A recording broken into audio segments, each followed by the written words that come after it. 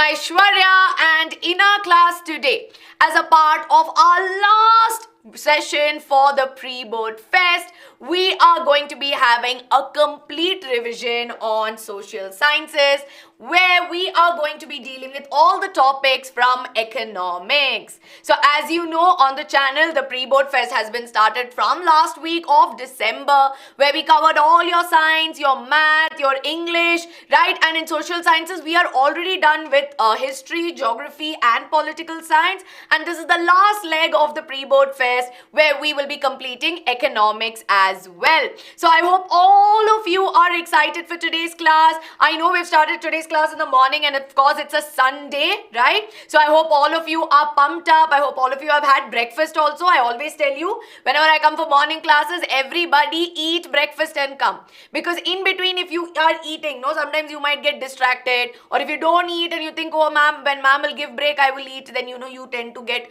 again, what do you say, good breakfast gives us a lot of energy. So I hope all of you are excited, right, everybody? Yes, good morning. I can see Aryan, Nikita, Nila, Nikhil, Diksha, Jairaj.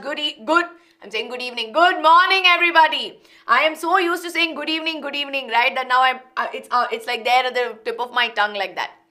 Hello, everyone. Hello. So before I get started, everybody, I hope my audio, my video and my screen and what I'm writing on the screen is visible to all of you. Is it visible? Give me a quick thumbs up and we're going to get started. I will not take too much time, right? We will get started jaldi.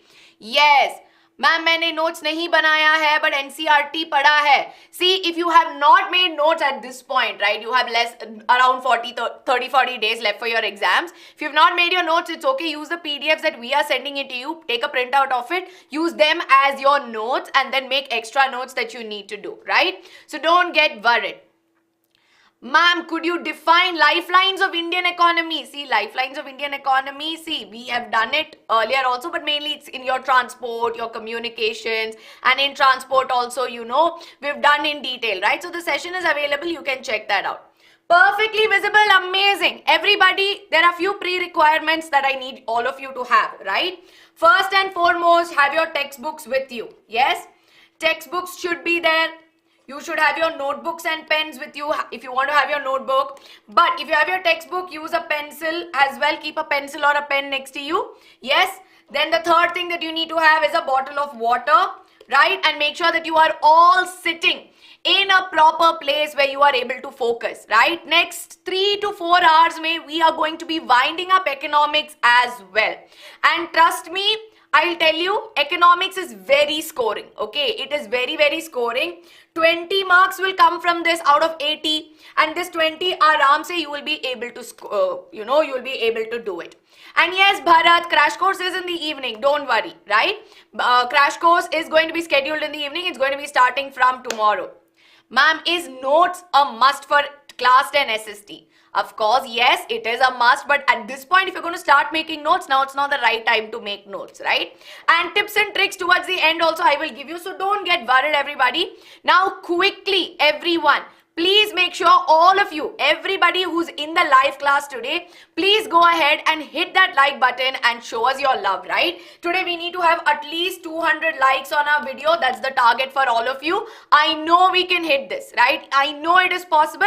So jaldi hit the like button and we're going to get started, because only in BYJU'S will you find this amazing kind of classes wherein we're providing almost 2,000 plus hours of free content for all of you. And as a matter of fact, I always tell you this, right? For us, it is as good as, the fact that you and I together are giving board exams. That's how all of us teachers feel.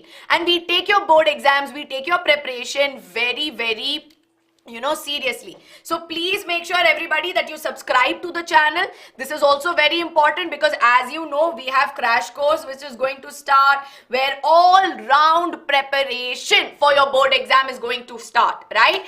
And yes, crash course is not just for class 10, class 9 also crash course is coming. I can see a lot of students coming in and telling me, ma'am, what about class 9? It's going to be there for both class 9 as well as class 10. So everybody hit that subscribe subscribe button. Very important. After you hit the subscribe button, tell me that ma'am I subscribed. If you are new to my class, maybe this is the first time you're watching my session, believe in me that I will take you through. I'm going to hold your hand till the very end of it, where I will make sure that you do really well in your social sciences, right? And of course, I also teach you biology. So definitely you know that I will hold your hands for both subjects and I'll take you through. Not just me, Ankita ma'am is also there holding your other hand. So you have both of us. You have Tarana ma'am as well. All of us are here for you. So jaldi like this video and subscribe to the channel. Very important, right?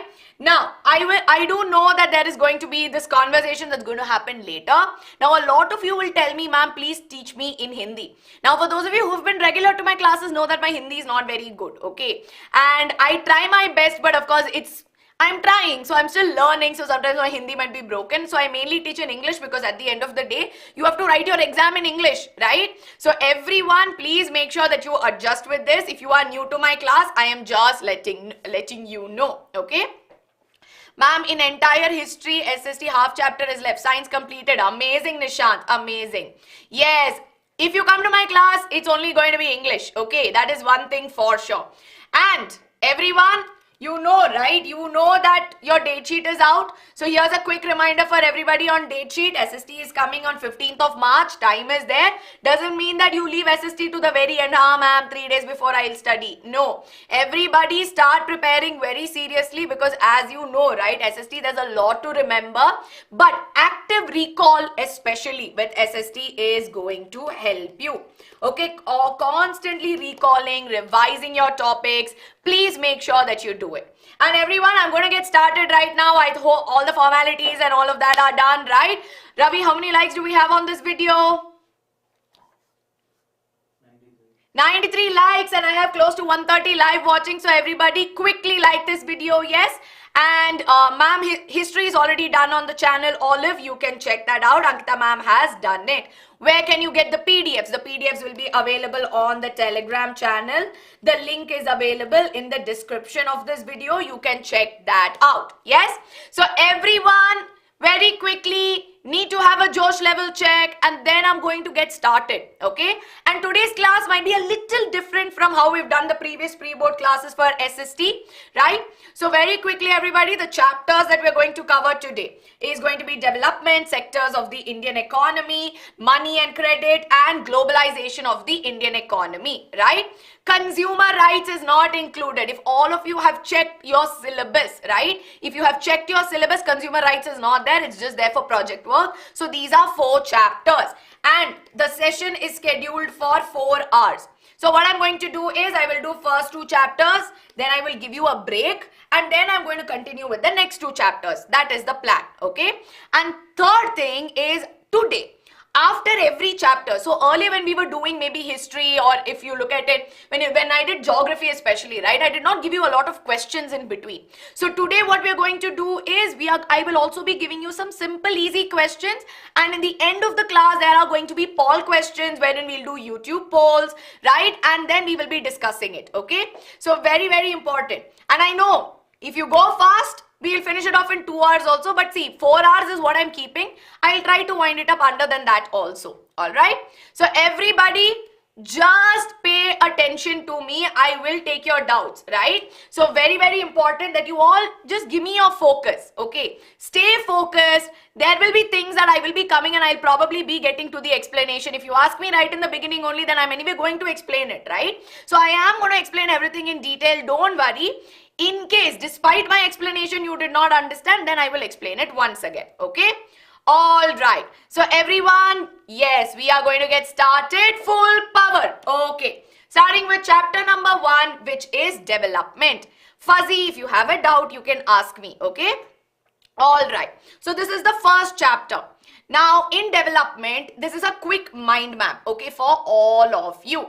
Now, here, if you see, right, in this particular chapter, we learn about what is development, right, and we learn about how there are different perspectives to development, right, and how there are different people who have different goals, and how development differs from individual to individual, and how we know that there's also a contribution or something known as economic development, right? And what are the indicators of an economic development? That is what we see right here. Yes, and of course we know that when we look at national development, what are the things to consider? And when we measure this national development, this particular thing, the HDI or the Human Development Index, comes into the picture. So everybody take a quick screenshot of this. This is a mind map. And yes, I will be telling you the important questions as well. Now in economics, there are only 4 chapters, so there's nothing that only one chapter is very important. From all the chapters, you will get equal amount of questions. All 4 are important. Take a screenshot and let me know. Give me a thumbs up. Yes? If video is not clear, go to settings and improve the, change the settings to, go to advanced, change it to maybe 720p. Yes. Bharat, mainly Ankita ma'am handles history, right? So that's why. Okay. Have you all taken a screenshot? Good, good. Okay, fine. All right. I will be telling important questions also, bacha. Don't worry. Yes. So let's get started, right? So I always give you a mind map in the beginning and then we will go into the details of the class. So what did we start our mind map with? With this very simple question on what is development. So can you tell me what is development in the chat very quickly? What is development? What do you understand by the term development? Now that you've all read this chapter, this is not the first time you're reading it, right? So you would have read the chapter. What do you understand by it? Okay, Anil, all the best for your exam on for SST. You will do well, right? Okay, very good. Akshita says, ma'am, growing and becoming better. Rachi is like basic facilities. P who is like, ma'am, everyone has different meaning of development. Okay. Yes, very good. Improvement, growth, success. Yes, need to have the answers coming in. Very good. Progress and growth. Okay. Environmental sustainability. Yes, very good, very good. I can see a lot of answers coming in. So, most of the keywords that you have told me is what you see on screen. Because when you talk about development, what are the things that come to our mind? We think about growth, right? Becoming better. And of course, achievements, because when we become better, we want to achieve things, right? Then of course, in order to achieve something, we need to make progress. And of course, as we know, in order to make that progress, there's improvement and there is evolution. So when you talk about all-round development, right? So when you talk about all-round, because you have heard the word, no, she is an all-rounder because she's able to do so many different things. So when you talk about all-round development, it not only talks about, growth, progress, but this growth and progress and achievement should be in multiple facets, right? In different fields, we must be experiencing it. So it should not just be in terms of a personal thing, but maybe professionally, economically, right? Where we observe equality, right? And then there's of course security in terms of what we are doing, whether it is job, right? And simply put, I would say good quality of life, right? So all of us, when we say that, this person has developed or she has been progressing, how are we assessing it?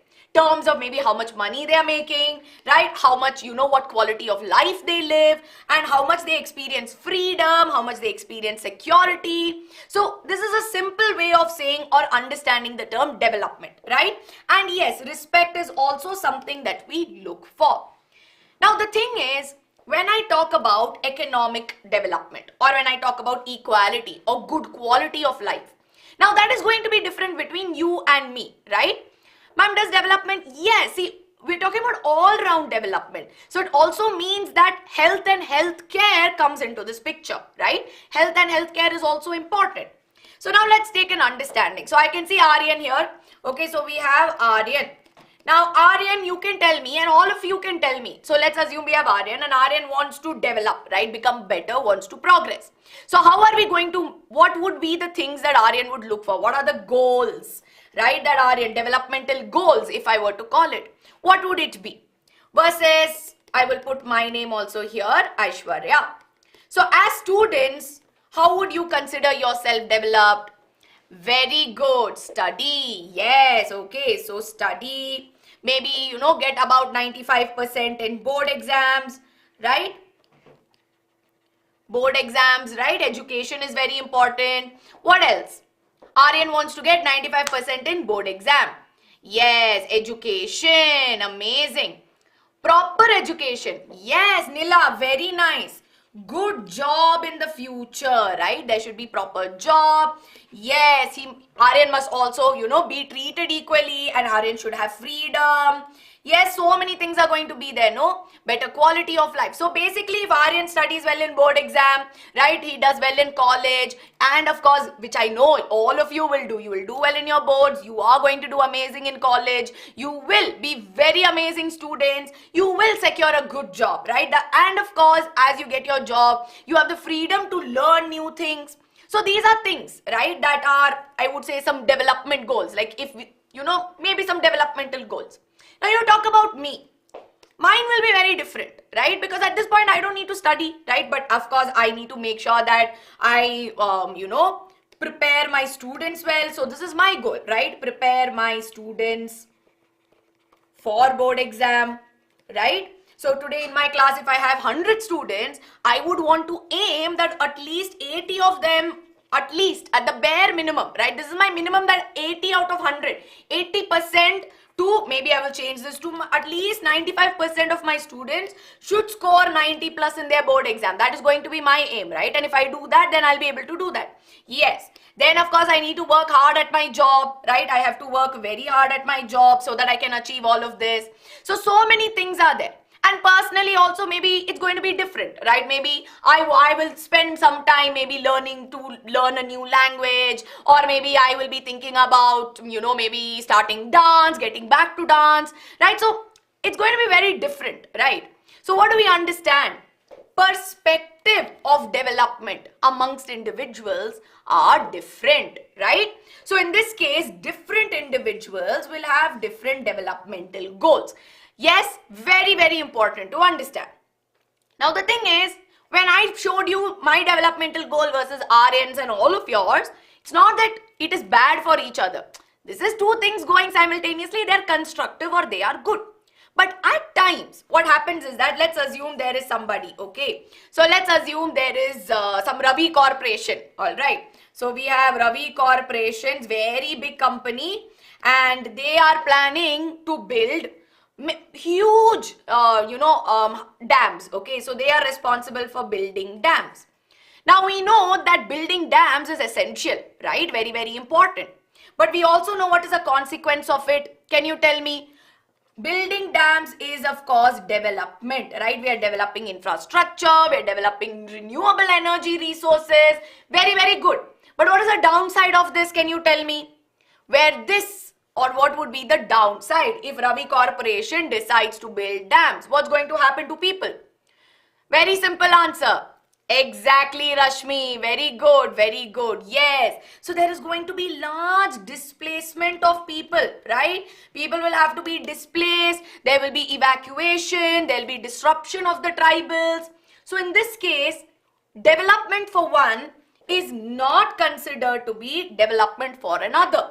And in this case, if you see, it will even be destructive for the other person, right? And we already learnt about this. Exactly. And it's not just for people, even the, the surroundings, or the aquatic life, or the animals, plants, vegetation, all of them get affected. So at all times, what we need to understand is that development is always a mix of material goals, right, versus non-material goals. So our non-material goals is, being a good student, being responsible, having freedom of speech, having freedom to do what we want to do, right? And of course, good quality of life. Those are what we call as non-materialistic goals. But when we talk about materialistic goals, it's kind of like, I want to have a nice house, I want to have, a nice phone, and, things that make your life a little better. So at this point, if you're able to watch YouTube, you have access to YouTube, you have access to internet, right? So those are all materialistic things as well, right? So in these cases, these are very materialistic. And these material goals are achieved because people have income, right? People are able to achieve or get materialistic things because they have income. Now, I want you to tell me what is income. Because if you understand what is income, the rest of the chapter is easy peasy, right? Very simple and easy. What is income? Can you all tell me? Capital or money. Very good. What else? Salary. Okay. Yes. Salary. But again, can you say that everybody has salary? Employed people have salary. But there are people who don't have salary also, right? Very good, Yashika. Income is money earned for living, right? So income is nothing but the money that you get in exchange of any good or service or work that you do, okay? So what is income? Income is nothing but money in exchange for goods. Good is nothing but any product that you sell or for service that you do. So right now, if I'm getting my salary or if I am getting whatever I'm getting paid, it's because I am doing a service. I'm doing my job as a teacher, right? So that is why I'm getting that income. Similarly, if we have, people working in many industries or they're employed, we know that they're getting it because they're providing a service. But we know that there are people who are businessmen who sell things. And when they sell, they make money out of it. So these are two things that you need to understand. Now, when you talk about developmental goal, it is economic development and for better quality of life. Now, here we're talking about at an individual level. But we also know that when we talk about economy or development, right, we also need to think about national level.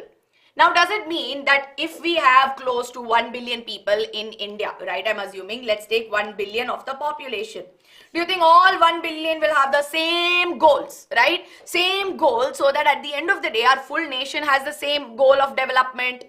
No, right? As a matter of fact, we know that if the idea of development will differ from person to person, between me to Nila to Pratyush to Aryan, if our development goals are differing, then of course in the nation with so many people, it will be so different, right?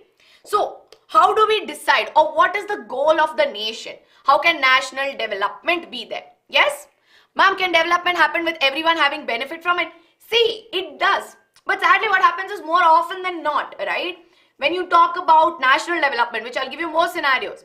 In national development, when you talk about it, building infrastructure, providing employment, at times the development might have a clash with something else which could be destructive for someone, which is why you need to understand that development goals are not always constructive, right? It could be in two ways. Sometimes it is destructive, which is why at the end of the thing we learn about sustainable development, right?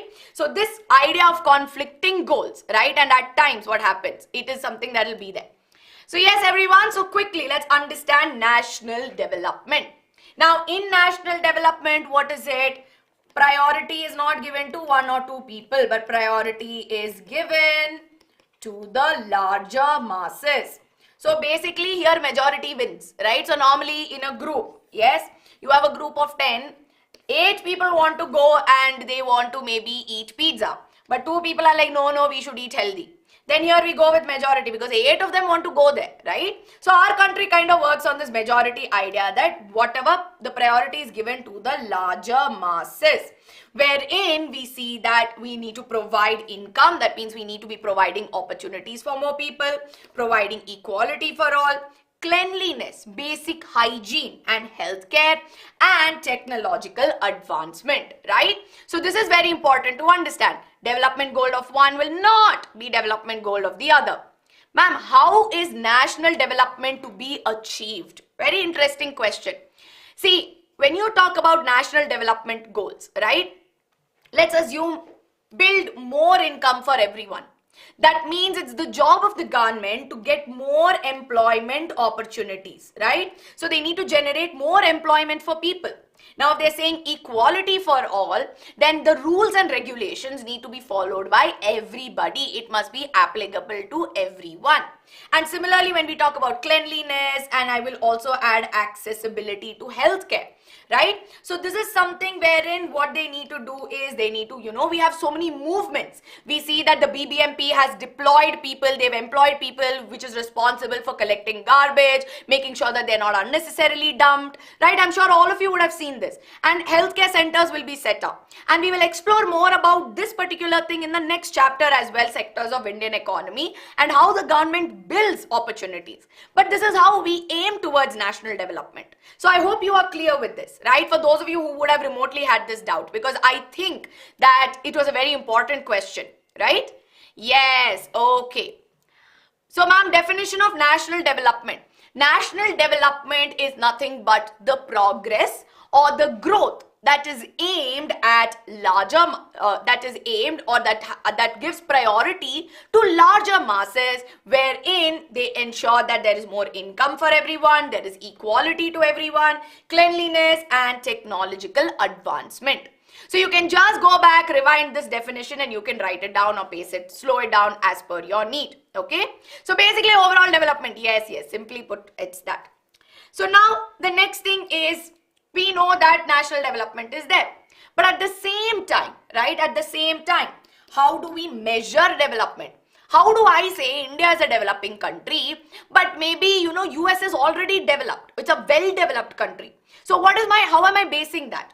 So that is based on national income, right? Or earlier, it was based on this. I would like to add that. Not something we do now. Earlier, when they were trying to figure out to do this, they based it on national income. Now, what is national income? You can write the definition down. Is that national income is the total income of all the residents in the country. Very, very important. Yes. No, this is not per capita income. Wrong. Okay, if some of you are going to tell me, ma'am, this is per capita income, it is not, right? This is just the total income of the country. Okay, and why is it? Because we know that, or why are we measuring national development with respect to national income? Because we know that more income means that people are able to buy more things, right? So that is something that you need to know. Why did they earlier measure this? Yes, so that is something that you need to know. Yes, all right. So now ambition is like, ma'am, what if country is small and income of people is high? Exactly why this is not a right way of measuring if a country is developed or no. Because it's not a useful measure. Okay, for those of you who need to understand this, it is not a useful measure. Because we know that different countries have different population. Look at population of China versus maybe population of Iceland. And then like how you told me, right? I think somebody told me, ma'am, what if population is small and everybody is making lots of money? That means that more people are earning. That is wrong, right? So that is something that you need to know. Yes. So what is national income? Write this down, everybody. Very, very important definition. National income is the total income of all the people in the residence. Is national income and average income the same? No, it is not, right? So I will tell you an easy one. Oops. Yes. So now, what is national income? Okay, imagine our country has Shreya, we have Gungun, right? Then we have Aishwarya, and we have Ravi, and one more person. I can see Aryan's name is coming in front of my eyes. So Aryan, right? So imagine 5 people are making up a country. Now here Shreya earns maybe 5,000 rupees, right? Everybody earns 5,000 rupees, okay? Everyone is earning the same amount, enough to survive in this country. Then the national income, if it is defined as the total income, then the national income will be what? It will be 25,000 rupees, right? So that is what we understand as national income, as the total income. Now keep this in mind, okay? Keep this in mind. This is what we understand it. Now this is not proper to, it's not a right way. Because at the same time, if in another country there were 10 people but they earn 2,000 rupees, right? Or maybe, not 10 people. If let's say there were 25 people in another country and they were all just earning 1,000 rupees. When compared to another country where only 5 people with 5,000. Then it will be at the end of it the same. Both are showing me 25,000 as national income, right? So that is something that you need to understand. And that is why this is not something you can use to measure if a nation is developed or no. Because at the end of the day, we see that different countries have different population. That is point number 1. And secondly, comparing total income will not talk about whether it is average, right? Total is different from the average that is being made. Yes, and at the end of the day, a very, very important point, because we know development is not just materialistic goals, but it is non-materialistic goals, right? So quality of life also need to be mattered, which is why the alternative, Okay, all of you are asking me this. Alternative to national income is the average income, and average income is also known as per capita income, right? So everybody, Mr. Roy, your answer is here. National is equal to total. Per capita is equal to average, right? So that is something that you need to know. So how do we measure per capita income? Write this down. This is very, very important. Please put a star mark in your textbook. Super important. So how do we calculate this? Per capita income that is there is the total income of the country divided by the total population, right? So this is also known as average income. So same thing, right? So imagine if we had the same set of people, okay? So now here, if we were to do this, let's maybe take an example. So I have 5 people, A, B, C, D, E, okay? And here I have A, B, C, D, E, F, G, H, I, okay? I think, yeah, I need J also. So here we have 10 people, all right? And here we have 5 people, okay? Now here, let's assume that they are getting 5,000 each, right? All of them are getting 5,000. And here all of them are getting maybe 2,000. Okay, they're all getting 2,000 rupees. Now, can you tell me the PCI for this particular country and the PCI for this particular country? Can you do the math here? Total income, very easy mathematics, nothing very complicated, right? Yes. Sunita, I will explain this. Can I just finish this and I'll explain this once again. Do the math here. For this, you need to tell me total income. So this we know total income is 25, right? 25,000. And what is the total population? It is just 5. So what is the PCI here? 500 or 5,000? Who's telling me? Nila, 500? Yes. This will be what? 5 5s are. See, my maths is slow, okay? So this will be 5,000. This is the PCI. And that we know average. Everybody is earning the same, so the average will also be the same. Now here you have 10 people earning 2,000 rupees. Okay. So now you have 10 earning 2,000. So here you will have 20,000 rupees by 10 people. So 2,000. Because everybody is earning the same.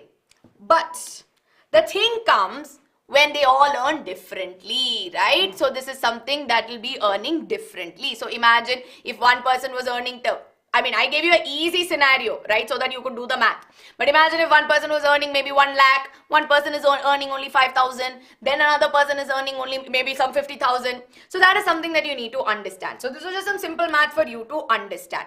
And based on this, the World Bank publishes the World Development Report. Now, please, right? Please make sure that you highlight this, right? Ma'am, it is 200. How is it 200? 2,000 into 10. It is 20,000, right? And how many people? 10 are there. 1 and 1 will get cut. It's 2,000, not 200. Okay? Yes. Now, remember this because they will ask you sometime. Okay? They'll ask you what report does the World Bank publish. Yes? If they ask you, you need to know this, that it is called as the World Development Report. And they will ask you how is this different from HDR later that we are going to discuss. Okay, so they will ask you that difference as well. Now at the same time, based on this report, we see that people or countries which have a per capita income more than maybe $49,000 or $50,000 are said to be high income countries, right? And we see that countries with PCI of less than $22,500, right? So we're talking in terms of dollars. So when you're doing for in India, what we'll have to do is whatever it is, you'll have to convert it into dollars. Okay. So again, in that case, if you see for those people, we see that there are low income countries. And if you look at India, we see that it falls somewhere in the middle. It's not a low income country, but it falls somewhere in the lower middle. Okay. That is something that you need to know. Ma'am, what is the definition of average income? Average income is also known as per capita income, wherein it is the total income of the country divided by total population. Yes? So are we clear with this? Are we clear till what we have discussed? Now are all of you clear with the difference between national and average? Are we clear? Give me a quick thumbs up. Now Sunita was asking me, ma'am, how do we measure the national development, right? Sunita, national development is based on how many employment, or how do we aim towards national development? Creating more employment opportunities, accessibility, cleanliness, healthcare, those are the pointers, right? So those are things that we have to aim towards. Or you can always go back and watch the part where I've explained it once again also, in case if you're not able to understand. Yes, neat lover, hello, hello. Okay, so now that we are clear with this, yes, one thing to understand, right, is that we have average income coming in. But is average income again something that we can use? Is PCI alone? Okay, I'm talking about, is PCI alone enough? Yes or no in the chat very quickly. Everyone quickly. Yes or no?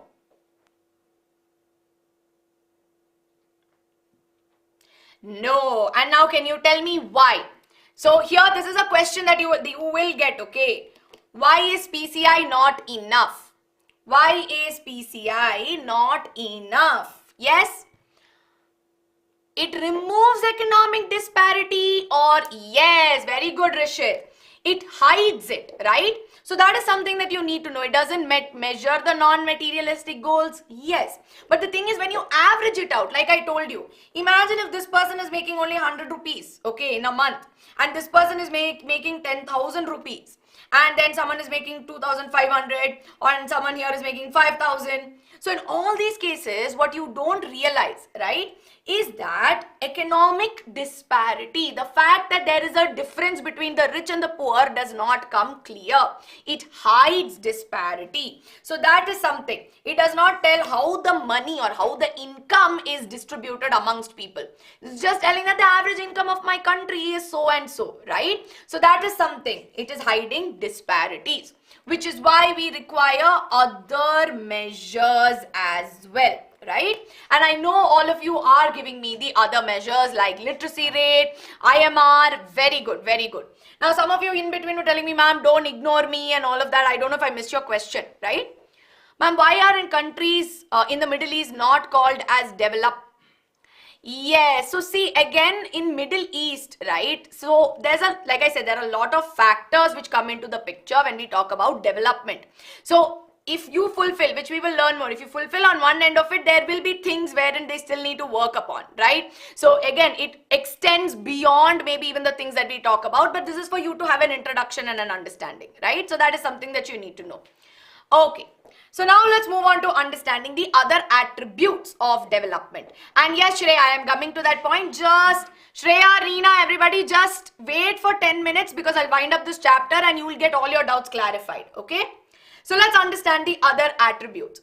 Now this graph again, if you remember, how many of you remember when we solved the sample paper, and if you've not watched the session and you solved the sample paper by yourself, you had this table where you had it based on Haryana, Bihar and Kerala, right?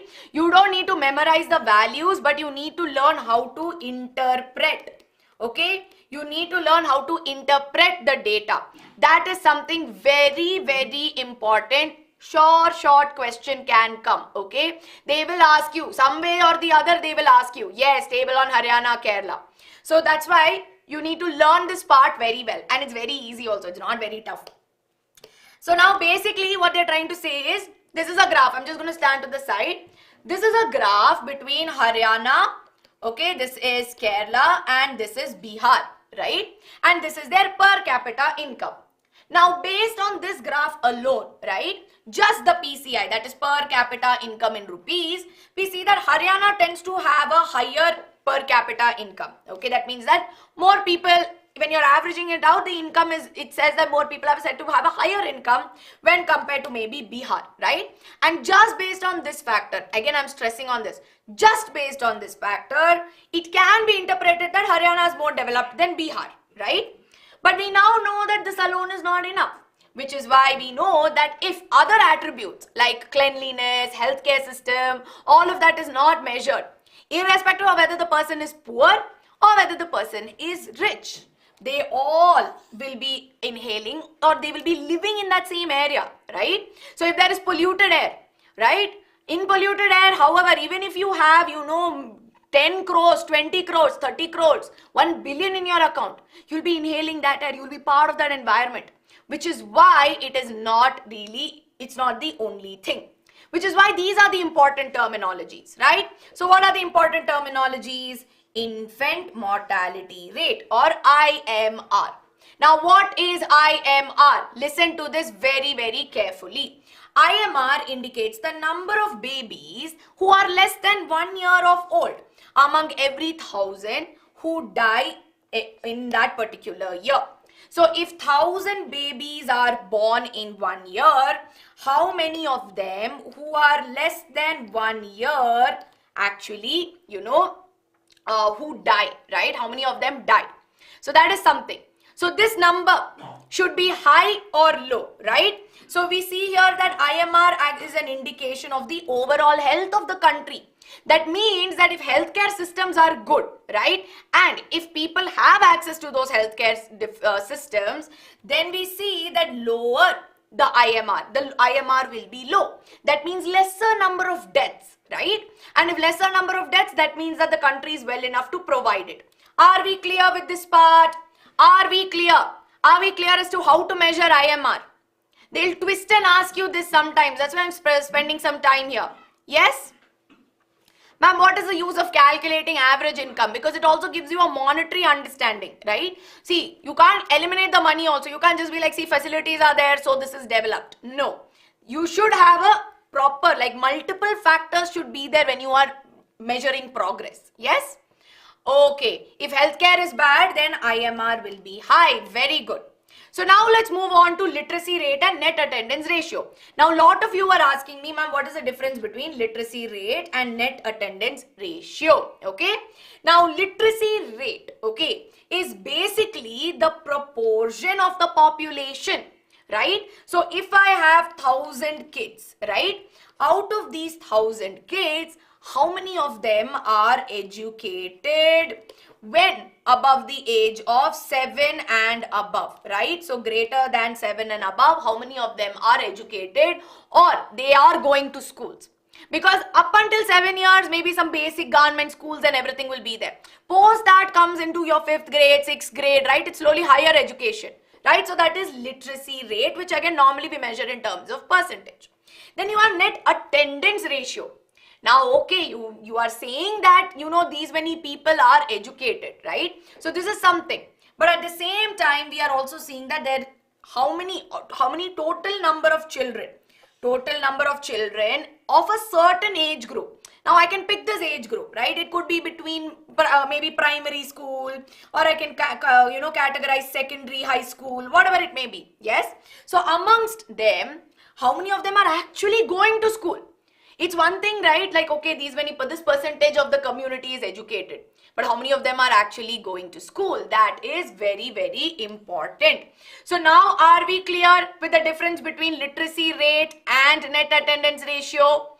Literacy rate is how many of them are educated. If I have 1,000 kids, how many of them are actually educated? Versus net attendance ratio is how many are actually going to schools and they're getting, how they are going and getting educated. Yes. So that is something that you all need to know. Now the second thing, right? WDR is the world, if you go back, we just read it here, right? It is the World Development Report. WDR is that, okay? Now, before I go ahead into interpreting this, I can see some comments, right? On sustainable development and BMI, I am going to explain it once again. So don't worry. Please make sure that you you listen carefully. Second thing, for all my kids who are asking me to explain in Hindi, like I said, as a teacher, I am not a little comfortable in Hindi, right? I'm not comfortable speaking. And when I teach in Hindi, you will realize that ma'am ko Hindi nahi pata hai. She is very bad at Hindi. She knows only little bit. So in case you try to understand in English, but if it's not at all happening, right? Not at all, ma'am, no way it is happening for me. Then you tell me, ma'am, only this part will you explain in Hindi. I need you also to try, right? This trying goes two ways, because if you keep spamming in the chat, other students who might be listening, they might be struggling, right? So that is why I need you to please stay focused. BMI, I will explain. Okay, everything that you are asking, I will explain. Yes? Okay, thank you so much. Now moving on for IMR, this part whoever wanted me to explain this. Now when you talk about IMR, yes, IMR is basically if I have 1,000 kids who are being born every year, okay. So in 2022, in my state, 1,000 kids are being born or 1,000 kids are born. Now the thing is, out of these 1,000 kids, how many of them actually and very sadly died when they were less than 1 year, right? How many of them died? Now let's assume that maybe some 10 of them died, sadly, right? But out of 1,000, only 10 died. That means that the remaining were able to survive either because they were born healthy, or if at all they had some problem, they were able to survive because of healthcare system, right? So there was healthcare system and they were able to survive well. So that is what we mean by IMR. So this percentage that we get while calculating IMR actually tells us how developed the healthcare systems are, right? So that is something that you need to do. Yes, okay. Ma'am, what is the average? Ma'am, 3 examples of where an average is used for comparing situations. Yes. So, are you asking specific? That's a very vague question. So, I'll get back to that, right? I'll just get back to that. Now, again for literacy rate that is there is basically the proportion, right? So, in an area, right? And at a particular time, or let's say maybe age of 7 years and above, how many of them can read and write, okay? So when I say they are educated, it means that how many of them are able to read and write with, proper understanding. Now, literacy rate is different from net attendance ratio, because reading and writing our parents can also teach us, right? If our parents, like let's assume there is some family, right? The child is not going to school, but the child is learning basic language, is able to read and write because the mother or the father is also educated and they know, right? So that is something that you need to understand as literacy rate, wherein even in this way they are reading and writing. But at the same time, that is different from net attendance ratio, because here we are talking about kids who are actually going to school, right? So here, what is the percentage, or what is the total number of children who are actually going to school and getting educated? So now are we clear with all these 3 terms? Are we clear? Good to go? Yes? Everyone, quickly, I've spent some time in this, okay? So that you don't get confused. See, after this class, you should not come and tell me, ma'am, economics is very tough, I don't know anything. My aim is that today, if I take time also, it's fine. Today is Sunday, you all have time. I will spend my time, I will teach you so that economics becomes pakka. 20 marks will be easily in your pocket, I'm telling you. Very good, very good. So now based on this, right, we go back to the 3 states, right? And we go back amongst the 3 states. Let's first have a look at IMR. Now, when you look at IMR, what you see is that although Haryana has the highest per capita income, right? We see that Bihar has the higher IMR, right? It has higher IMR while Kerala has lower. And we know that lower is equal to better, right? Lower is equal to better. That means that good healthcare systems. While Haryana is not really at a safe space, as the percentage is around 30, very, very closer to Bihar, which is at 35, which is a dangerous thing that we'll have to look into, right? So that is something. Now next, we are going into literacy. We are going into net attendance ratio, right? So when you look at net attendance ratio, we know that higher the percentage, right? Higher is equal to good. Because in this case, more the percentage, that means more people are going to school. Lesser the percentage means less people are going to school. So here again in Haryana, we can see some disturbing numbers. So based on this, what do we see? We see here that Bihar is not only low on per capita income, but has high IMR and low net attendance ratio. And this is very, very important to know this, because at the end of the day, it's not just about how much money, right? Imagine if I make 10 crores, okay, but I live in a place where I don't have proper access to hospital, I don't have proper access to maybe, provisions, grocery, then how can I say, right? How can I go about it? Okay, so that is why all of these factors are necessary. And Hansi, as you know, I've already explained it. You can go ahead and you can explain. But see, the thing is, it's not that they're like, oh, your per capita is less. Oh, my state is, it is having high IMR. It does not mean that the states are not doing anything. They're actively working towards improving conditions, right? That is the reason why we calculate. You think of this as the progress report that you get. You all get report cards, no? All of you get report cards. After UT, after midterm, and report card will be there. There will be PTA meeting. Then they will tell you, no, see, you have done well in this, but this subject you need to take some, you need to work hard. This you have done well, but here you can improve. And along with that, in your report card also, they will calculate so much. No, they'll calculate attendance. They'll calculate your, assignment marks. So those are things that you need to know, right? It's as good as understanding that. Imagine just like how we get a report card, they calculate all of these things for the country so that we can become better. That is the main reason why all of this happens, okay?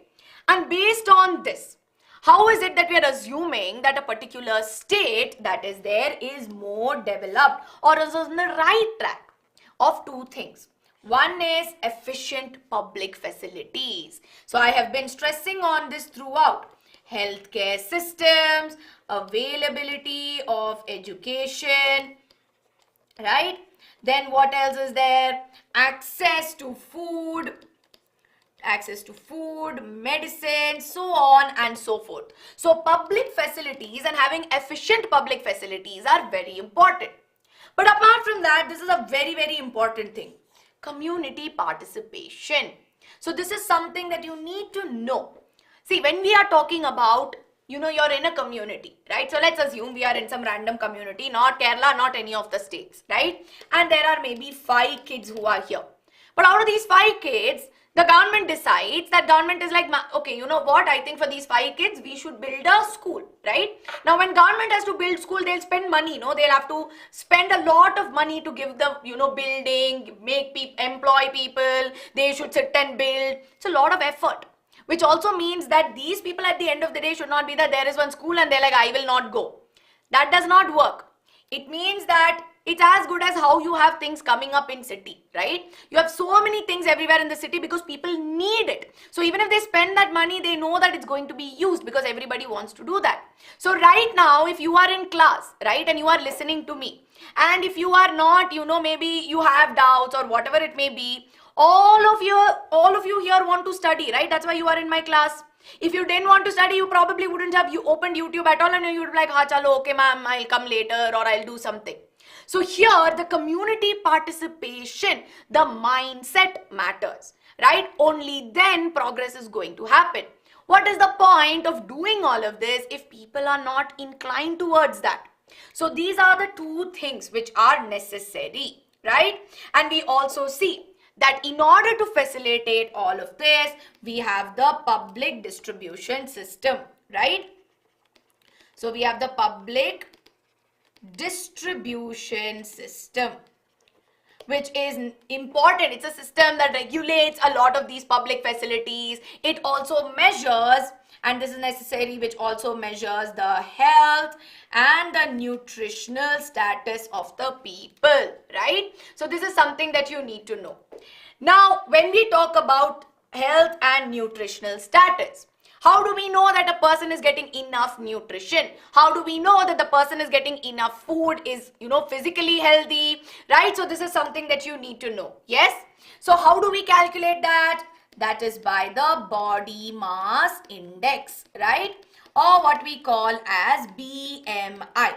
Now, how do we calculate the body mass index of a person?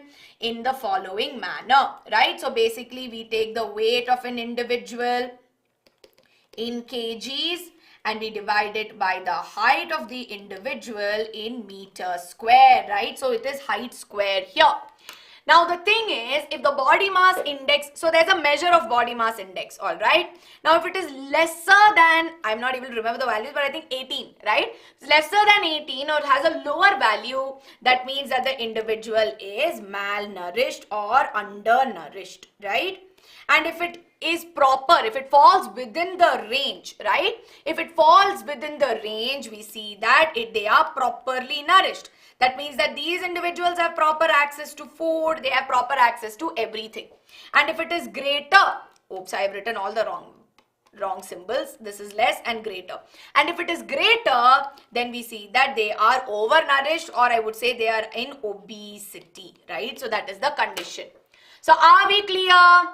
Are we clear, everybody? Yes, thank you. Oh, I was right. 18.5 to 25, right? That is what is the right thing. Exactly. Very good. So if they fall within the range of 18 to 25, then this is it. And why is body mass index necessary to calculate all of this? Because at the end of the day, when we talk about body mass index, we know that also talks about access to food, right? And also talks about food security. Are people getting enough food? That is also something. Yes. Ma'am, add gravity. Yeah, Saurabh sir will be very happy that you are able to deduce all of this from the thing. So this is all about body mass index. Now, so far, for everybody who are asking me doubts on this, right? Are we clear? Ma'am, can you please show an example? Okay, you can calculate. Let's calculate my body mass index. I have not calculated it, right? You can calculate and you can tell me. Okay. So my weight is 52 kgs. All right. I am 52 kgs and my height, okay, is 5 feet 2 inches. Now, if you get 5 feet 2, actually I am 5'1" only. You put 5 feet. I am very small. I am 5 feet. Now calculate my body mass index. Now there is one thing that you need to do. You need to convert this feet into meter. And then you have to square it, right? So everybody quickly. See, I will need help with this because you know my maths.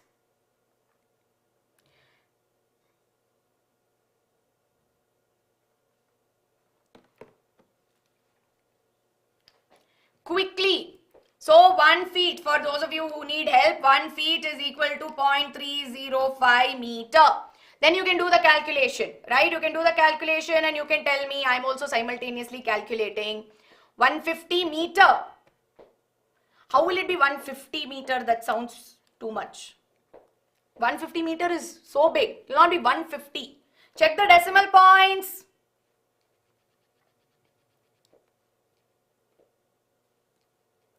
Everyone quickly. 1.5, yes, very good. It is 1.5 meter, not 22.38. I don't know where 22.38 is coming, okay? So if you multiply this into 5, you will get 1.525, but if you just want to take 1.5, it's okay. Now just square this, right? So you square it and you will get 2.2, not 22.2. I mean, I got where you were getting. You will get 2.28. So now divide 52 by 2.28. That will be my BMI. Yes? Let's see if it is good. Oh, you're giving me the final answer. Sorry. 22.80. What does this tell about me? My BMI is 22.80. What does this mean? Can you guys tell me if my BMI is 22.80? What does this mean? You tell me. I'll be back in one moment.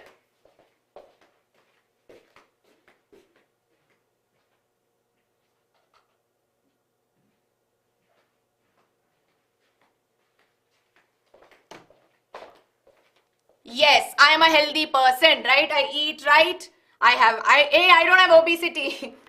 No, I'm not overweight. For those of you who are saying overweight and obesity, no. Yes, I have proper nourishment. Very good. So I hope now we are clear, right? I hope all of you are clear with this. Okay. Now I'll take doubts. Lavi Gupta, just quickly. It's not malnutrition. No. Between 18 to 23, I think it's good, right? It's good. I think that's the range. Yes.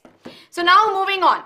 So now we have seen that even if you take if you look at it, there are multiple parameters in which we need to have a look at it, right? So there are multiple parameters in which you have to calculate development. So how exactly do we measure? Because even now we have not come to the fact that you know how to go about measuring it. No. So that is something we've still not understood how to measure. That is where the Human Development Index comes into the picture, right?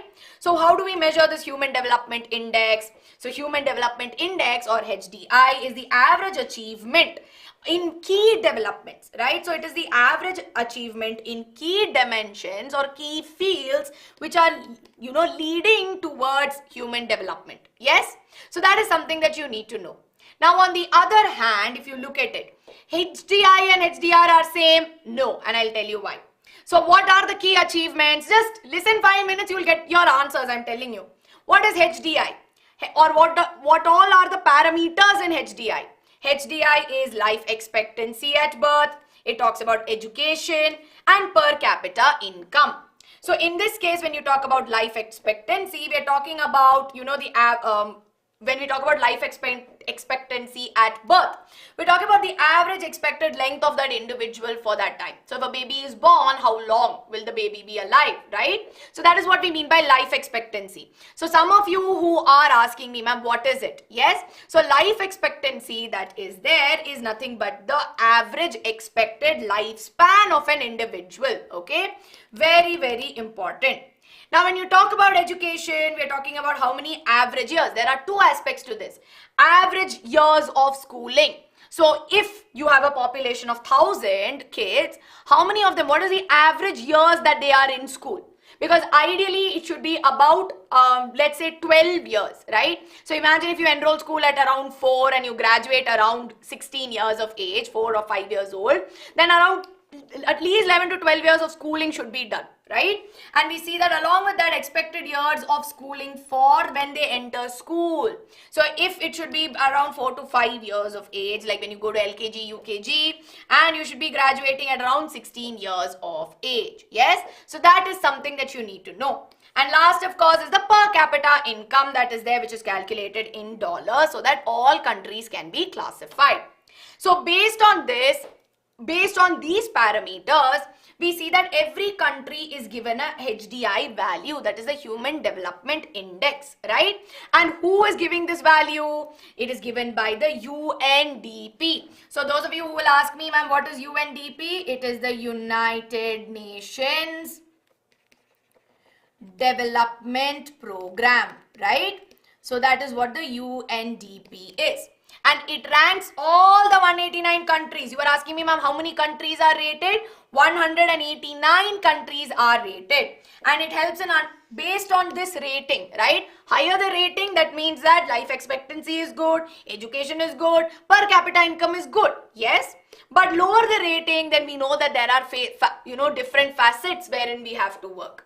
So here if you see, right, these are some of the ranks of different places, right? So we have Norway, which is ranked at 1, Switzerland at 2, USA very surprisingly is at 17. This is as of 2020. Then you have Japan at 19, Sri Lanka at 72, India around 131. Yes, is HDI and HDR the same? No. HDI is a value that you give based on life expectancy. So I'm just going to put LE, right? It is based on life expectancy. It is based on, education and per capita income. Based on this HDI, you have a report which gets generated, which is HDR. Okay, are we clear with what is HDR? And what is the intent of HDR? What is the reason of having HDR? For many reasons. This suggests area of improvement which can be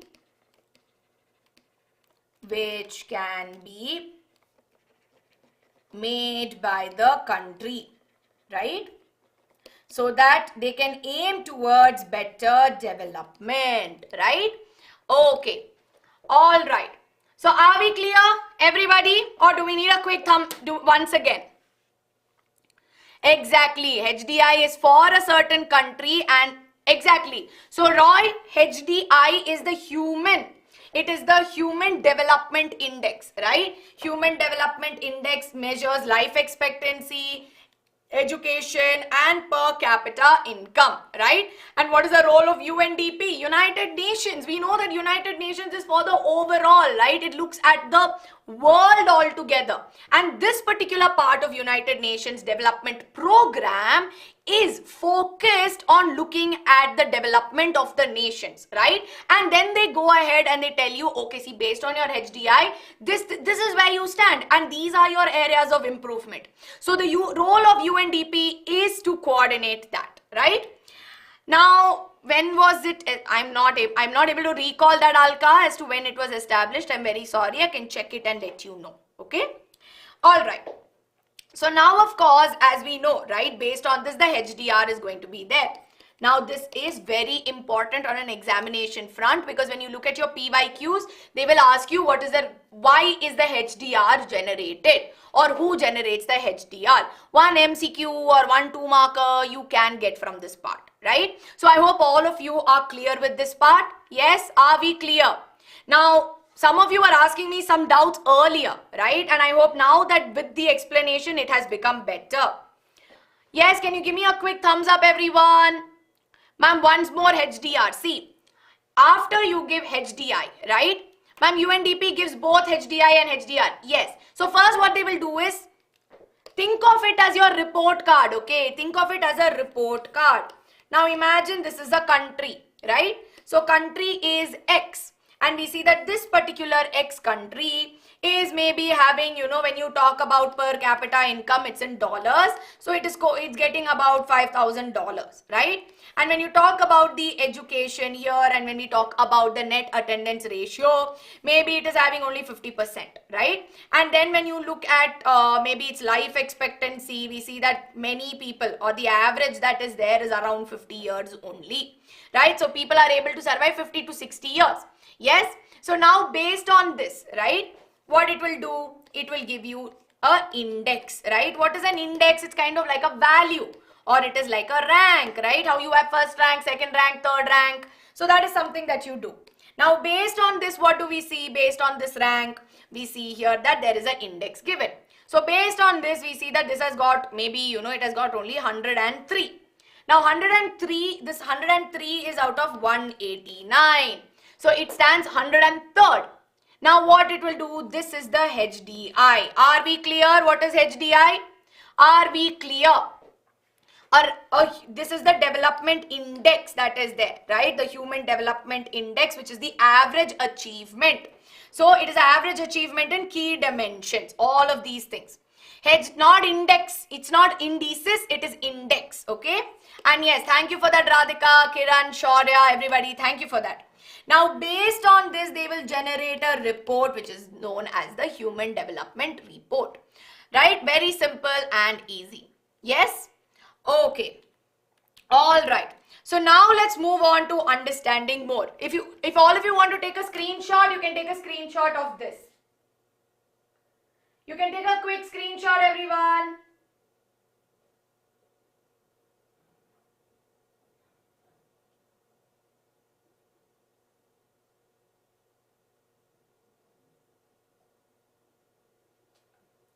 Okay, yes. Ma'am, HDI, yes, there is, see, UNDP is like a huge organization, and there is a part of it, right? There is a part of it which will generate the HDI also. Yes, okay. All right, see, index is very simple. It's kind of like how, you know, sometimes in a class, sometimes there are people who will get, you got first rank, you got second rank, there is third rank. Just like how a rank is given in a class, for this country also there is a rank given which is known as the HDI. And based on this HDI, like in class, they'll say, no, they'll generate one report. You know, Ankita has got first place. This person has got 10th place. This person has got 15th place. Same time we see that a report is generated. So based on this report, what do we see? We see here that there is a need for better development, right? Ma'am, HDR is... See, HDR is the report of the values of HDI. Based on the HDI, they give a value. See, like I said, no, you will have marks. Think of it like marks, okay? You will not have your rank is given based on your marks, right? So imagine this is Aishwarya, right? For biology, I scored 100 out of 100. but for physics I got only maybe 75, and then for maths I got, you know, maybe I got around 90. Now based on all of this, what they will do, they'll calculate my percentage, right? Then they'll calculate my percentage, and then based on this, so for each of it, my key achievements are there, and there's an index which is given to me, that is my percentage. Now based on this percentage and other calculations, right, we see that a report gets generated saying, okay, this is the thing. So that is something that you need to know. Yes, right way of saying is HDR is generated based on the values of HDI. This rank is not, you cannot technically say that, right? So that is something you can say.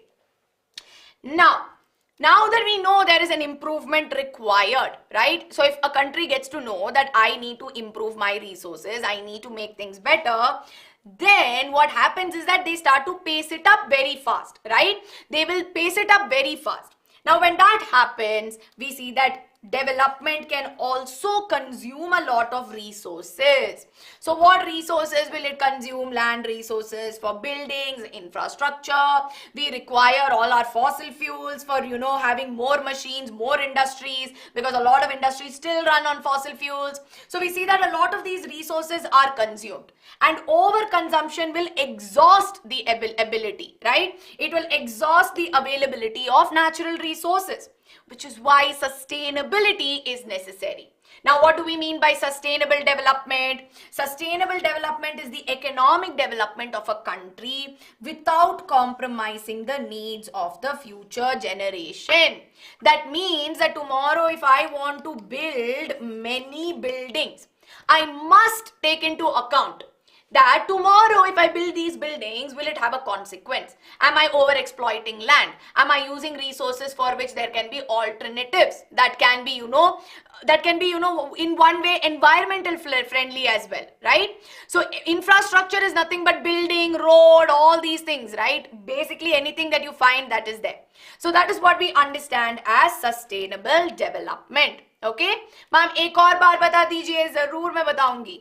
So see, now that we know that if a country, okay, now imagine here, you imagine that this particular country that is there got 104 in the HDR report, and they suggest that, you know what, you can go ahead and you can understand, right? I mean, you can go ahead and you can improve maybe your healthcare system, right? You can build more buildings for people, right? Or you can have like some of these offices set up so that it will provide more job opportunities.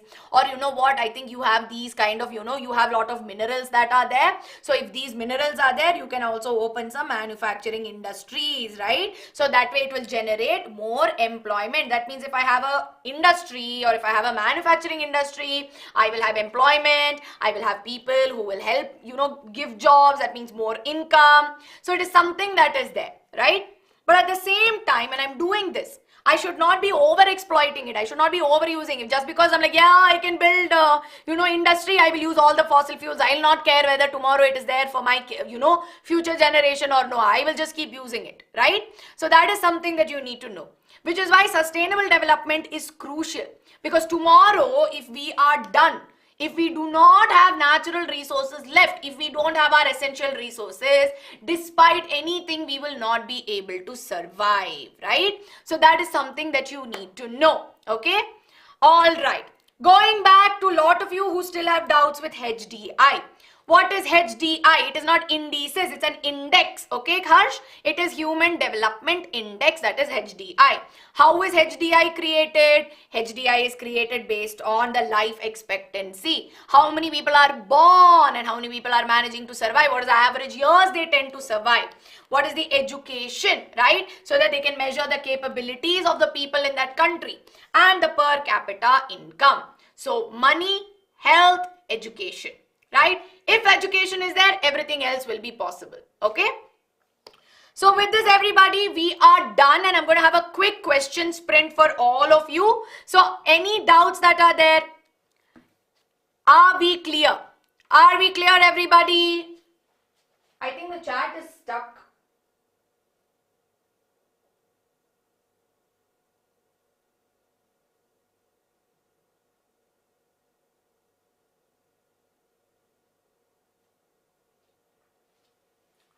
Okay.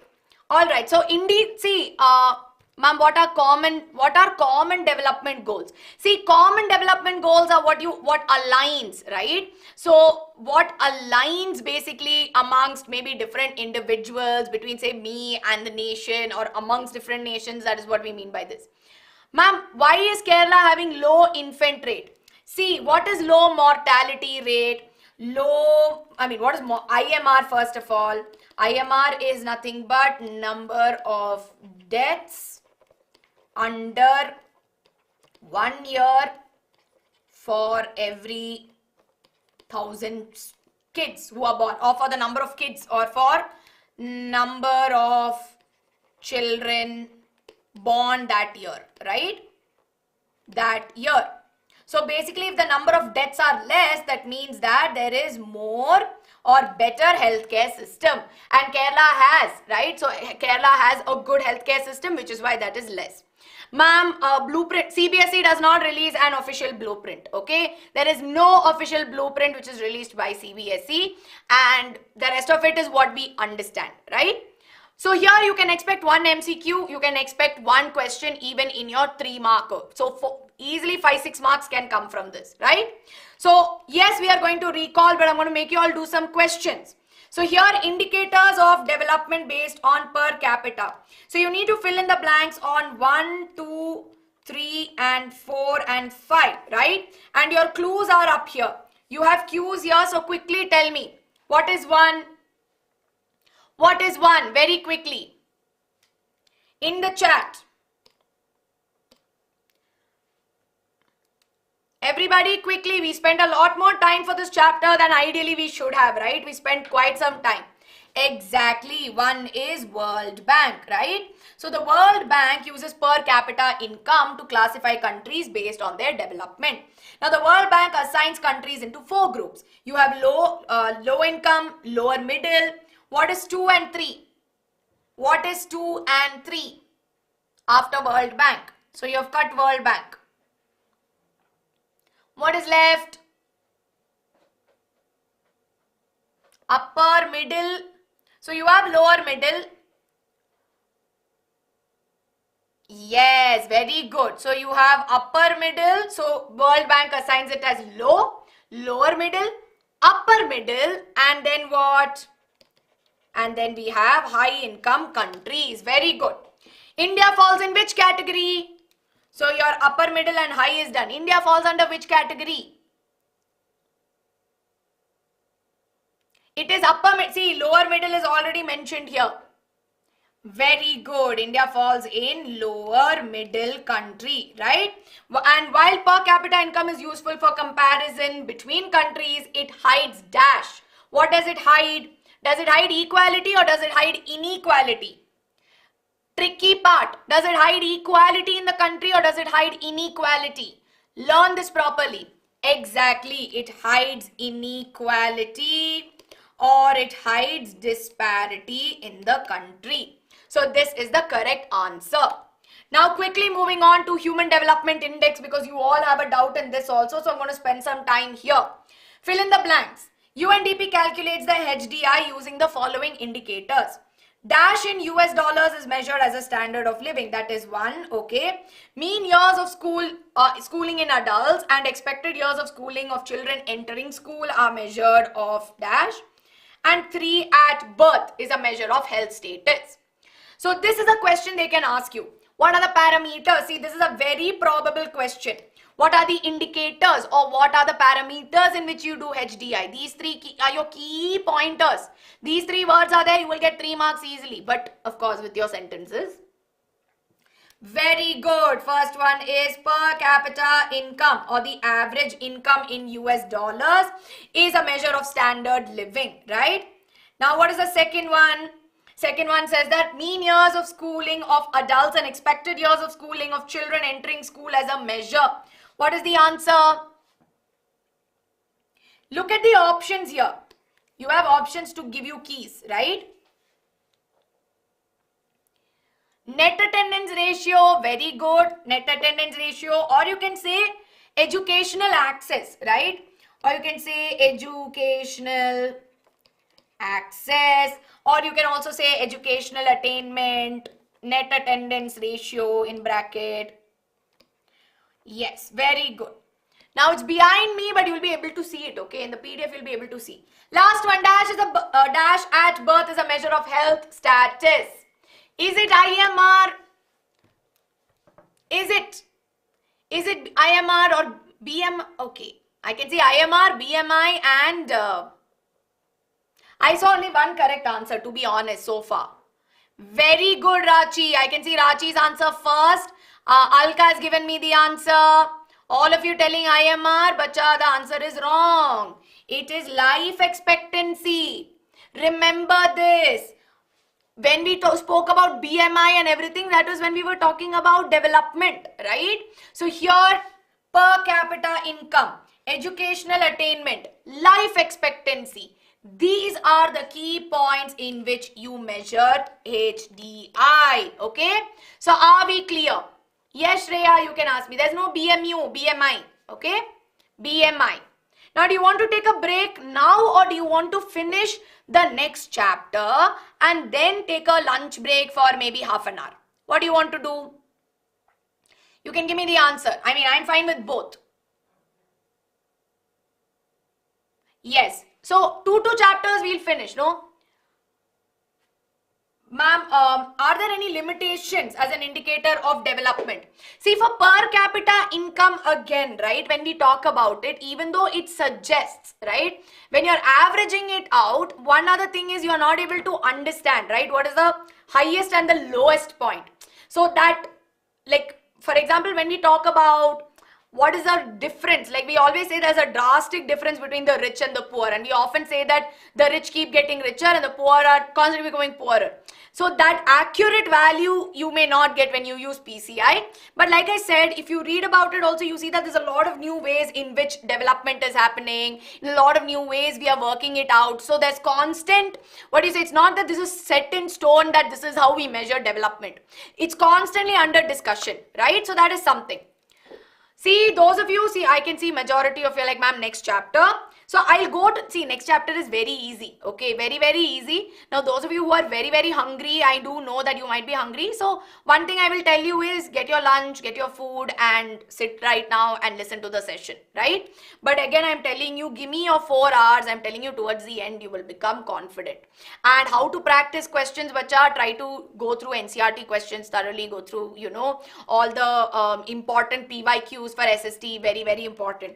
So those who need break, take a break right now, or you can pause the video and watch it from wherever, right? Because majority are saying, and I would want to give you a lunch break. That's what I prefer.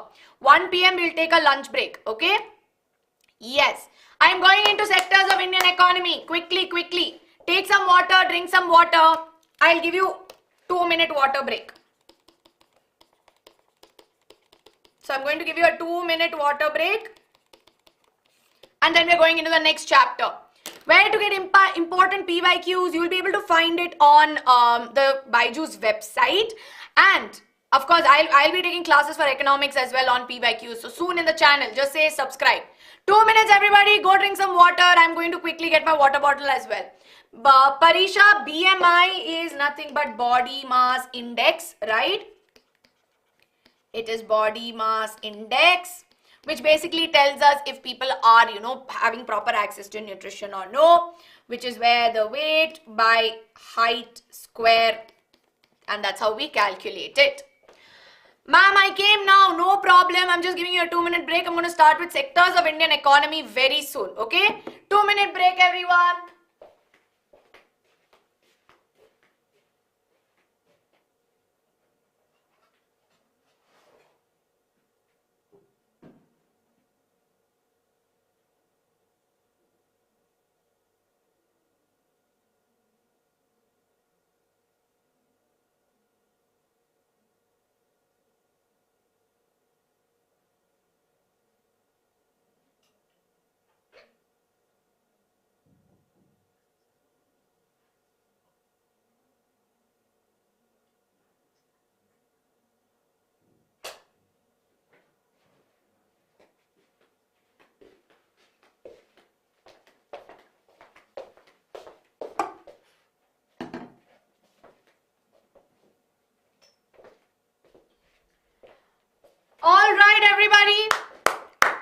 done. I went and got my water bottle. It wasn't there with me. But now we will get started with in sectors of Indian economy. Now I'll tell you, this chapter is a very, very important chapter. Very easy chapter also. Super duper easy. You have sure short questions that will come in as well. So you have nothing to worry about. Tanesh, what is GER? I think that's the gross enrollment ratio, which talks about how many students are getting enrolled into education, right? So kind of like the net attendance ratio that we just discussed about. So now everybody, moving on to the next chapter. So here in this particular chapter, sectors of Indian economy, we talk about what are the different sectors that contribute to the economy of the country, right? What is economic? Everything I will tell you. Don't worry. Here's a quick mind map before I get into all of that, right? So we know that broadly sectors can be classified based on nature of production. So here we have primary, secondary and tertiary sector and how these sectors contribute to the GDP of the country. Then we also have, again, everybody, you want to take a screenshot? Take it right now. Take a screenshot quickly. So this is what we are going to be learning. We will understand what are these sectors, how they contribute. All of this we will go in detail, right? Take a screenshot and give me a thumbs up. Yes, Chavi, hello. Give me a thumbs up so that I can move on to the next one. Ma'am, what is this? Ma'am, this is mind map of the chapter sectors of Indian economy, right? This is a mind map that you can use later for when you are preparing for your exam, right? Then next up we have sectors based on the nature of employment, right? So based on nature of employment, we know that there is organized sector and there is unorganized sector, right? So this is something that you also need to understand. So in organized sector, what are the workers, what do they do, and what are the workers and what do they do in unorganized as well, right? Take a screenshot of this. I saw somebody telling me, ma'am, you teach biology, why are you teaching economics? See, again, like we know, right? It's very, I always tell you, I help you out with social sciences. I know you need help with this. That's why Ankita ma'am and I are here along with Tarana ma'am as well, where we come and we help you out with it. So we are here to mentor you, help you out as much as we can. So take it that way and we will go. Then of course we have based on ownership of assets. Based on ownership of assets, you know that they can be classified as private sector and public sector. Yes. So quickly everybody, give me a thumbs up. Give me a thumbs up after taking screenshot. Okay. Give me a thumbs up after taking screenshot and I'm going to move on into details. And see, my aim is 30 minutes. 30 minutes may I want to wind up this chapter so that we can go ahead. Where to go ahead and find the PDF on Telegram channel. Link is there in the description and I hope all of you have liked this video. Yes? Okay, I'll tell you Himanshu, just wait for some time as we go ahead, right? As we go with the chapter, you'll be able to figure out. So let's have a look at understanding the basic. What is an economy and what is an economic activity? How many of you get confused with this? How many of you like, ma'am, economy and economic activity, I don't know the difference. Yes? My name is Aishwarya for those of you who are coming to my channel and coming to this channel and this particular video for the first time, right? Yes.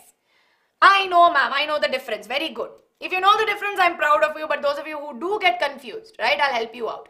And if your screen is not clear, go to settings and go to advanced settings and then change the resolution. It will become better.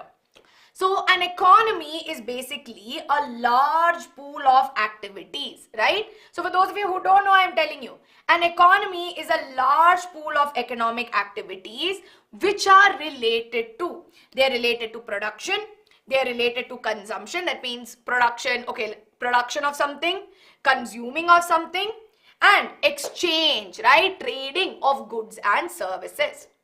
What are these economic activities that we are talking about? These economic activities are those activities which are taken up with an objective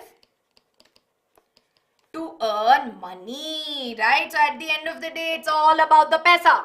Yes, so economic activities at the end of the day, whether we are talking about producing something, whether we're talking about consuming something, or whether we're talking about trading, exactly, it is all some things that generate income, right? So now are we clear? An economy is made up of all these economic activities. And what is this economic activity? Economic activity is anything that will give you money, right? And you can do an economic activity by producing something, consuming something, or by trading, right? So are we clear with this simple, easy definition? Now, this whole economy, that means all my economic activities that I do, I can categorize it in different ways, right? So I can do it in different ways. I can do classification or grouping. So the first one is nature of production. So based on what I am producing, am I producing it or am I using it as a raw material, then manufacturing something, or if I am, doing something for a service, right? I'm providing a service. Based on that, we see that they can be categorized into primary, secondary and tertiary activities. Now, primary, secondary and tertiary economic activities are not new terminologies because we've been learning about them right from our lower grades, right? So when we talk about primary activity, these are activities which are related to extraction of natural resources.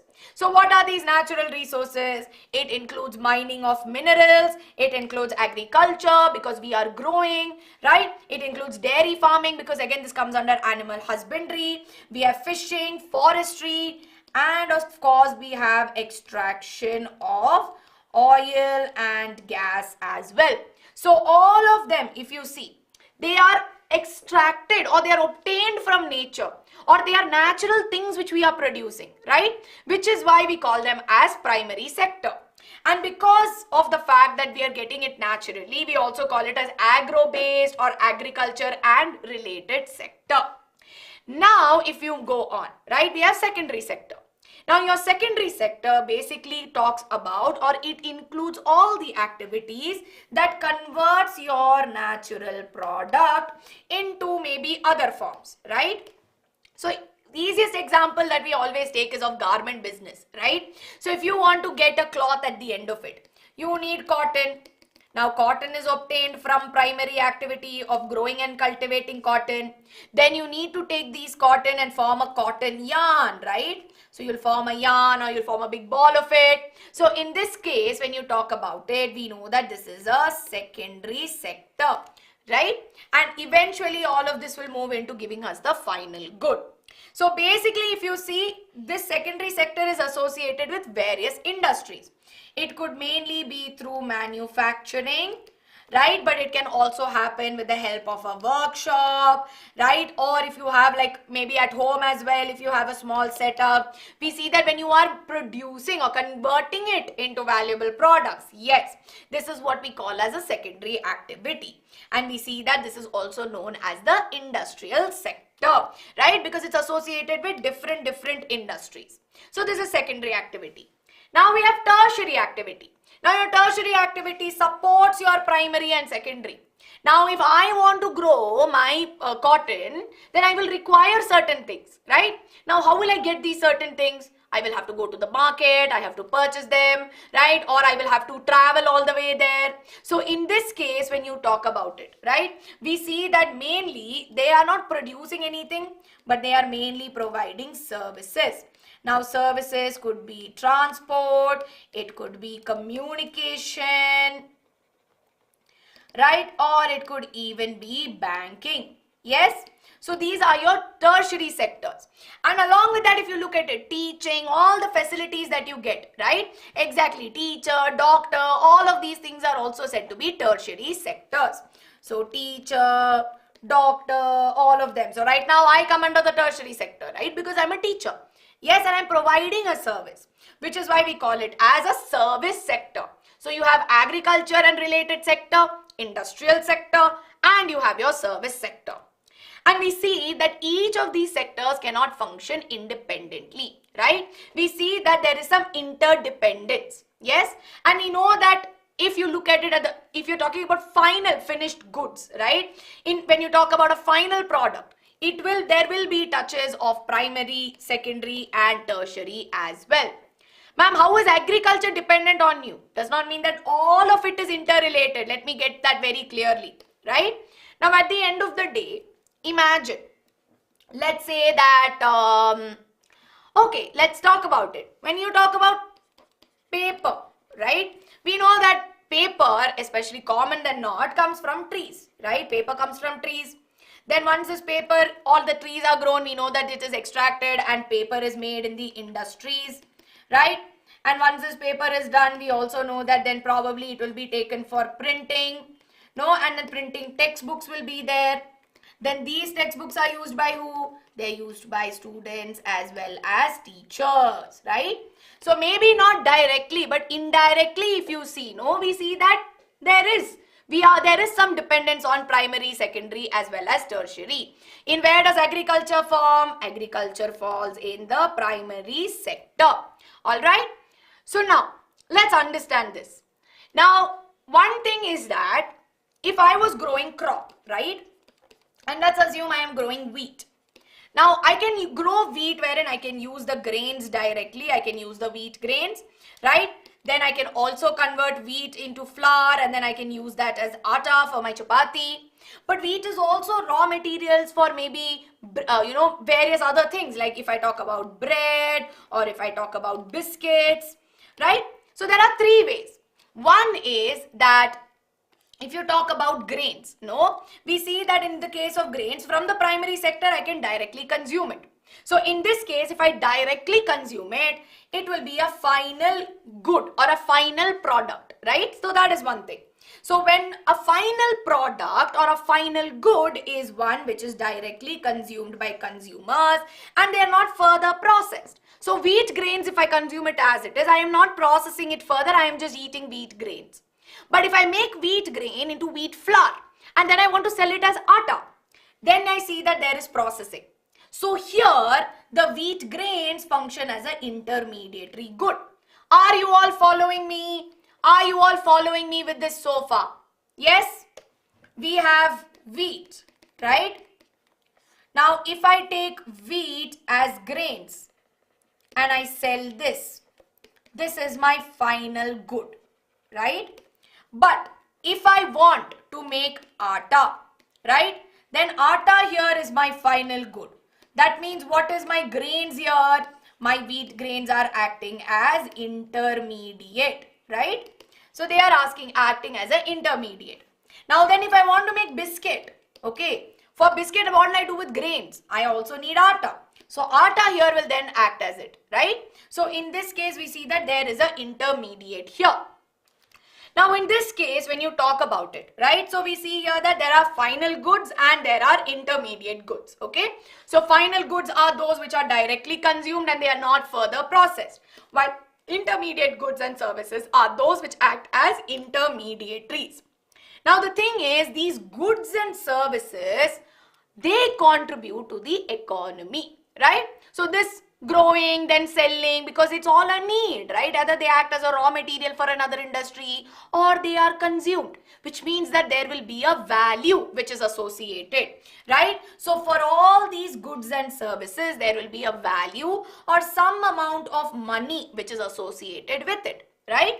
Now, when you talk about this value that you put, in the market, you see that atta will be sold for maybe 1 kg atta is probably around 50 rupees. I am not sure, but I'm assuming, right?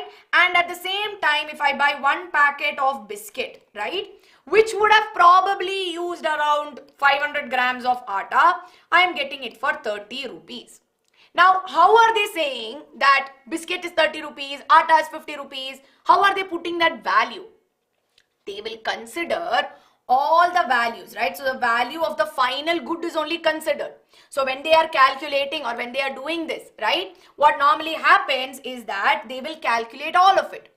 So if a farmer, right, I have farmer A who sold 1 kg atta for 5 rupees, I mean maybe or he sold it for 20 rupees, right? He sold it to the manufacturing. right? And he manufactured, and now you got atta, right? He sold grains for 1 kg grains for 20 rupees. Now this guy is selling atta for maybe 25 rupees. Now this 25 rupees is not separate, it's including this, right? And then when the biscuit guy made the biscuit, he put 30 rupees.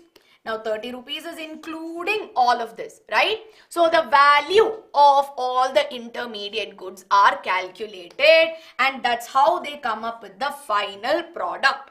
And based on this, right, the final value of that final good, if I get biscuit, atta, rice, whatever I'm selling, whether it's my mobile phone also, right, different parts make up my mobile phone, right, all these different parts ka paisa will be put together, and that's how they will price it, right?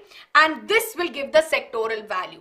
Now what is the role of the sectoral value? The sectoral value is basically how much money the sector made, right? Or I can say that the value of the final good and service in a particular year, right? So in a particular year, and that talks about how much that sector contributed. And that in another way is nothing but GDP, right? What is GDP? Gross domestic product. So it is a value of final goods and services which are produced in that particular year by the country. And this will be a sum total of primary, secondary and tertiary. So when they calculate biscuit ka paisa, they will not again separately calculate wheat. Then they'll separately not calculate atta. All in one, what was the final one? It was biscuit. So it is so much. Oh, you sold wheat flour. Okay, this is the price. Okay, fine. They will not go back and add 20 plus 25, 45. They will not do that. Okay. So are we all clear with how GDP is calculated and what is sectoral value? Are we all clear? Yes, or have we all fallen asleep? Arey ma'am, you didn't give me break, so I'm half asleep now. Ma'am, how does tertiary sector help in development? I'm coming to that.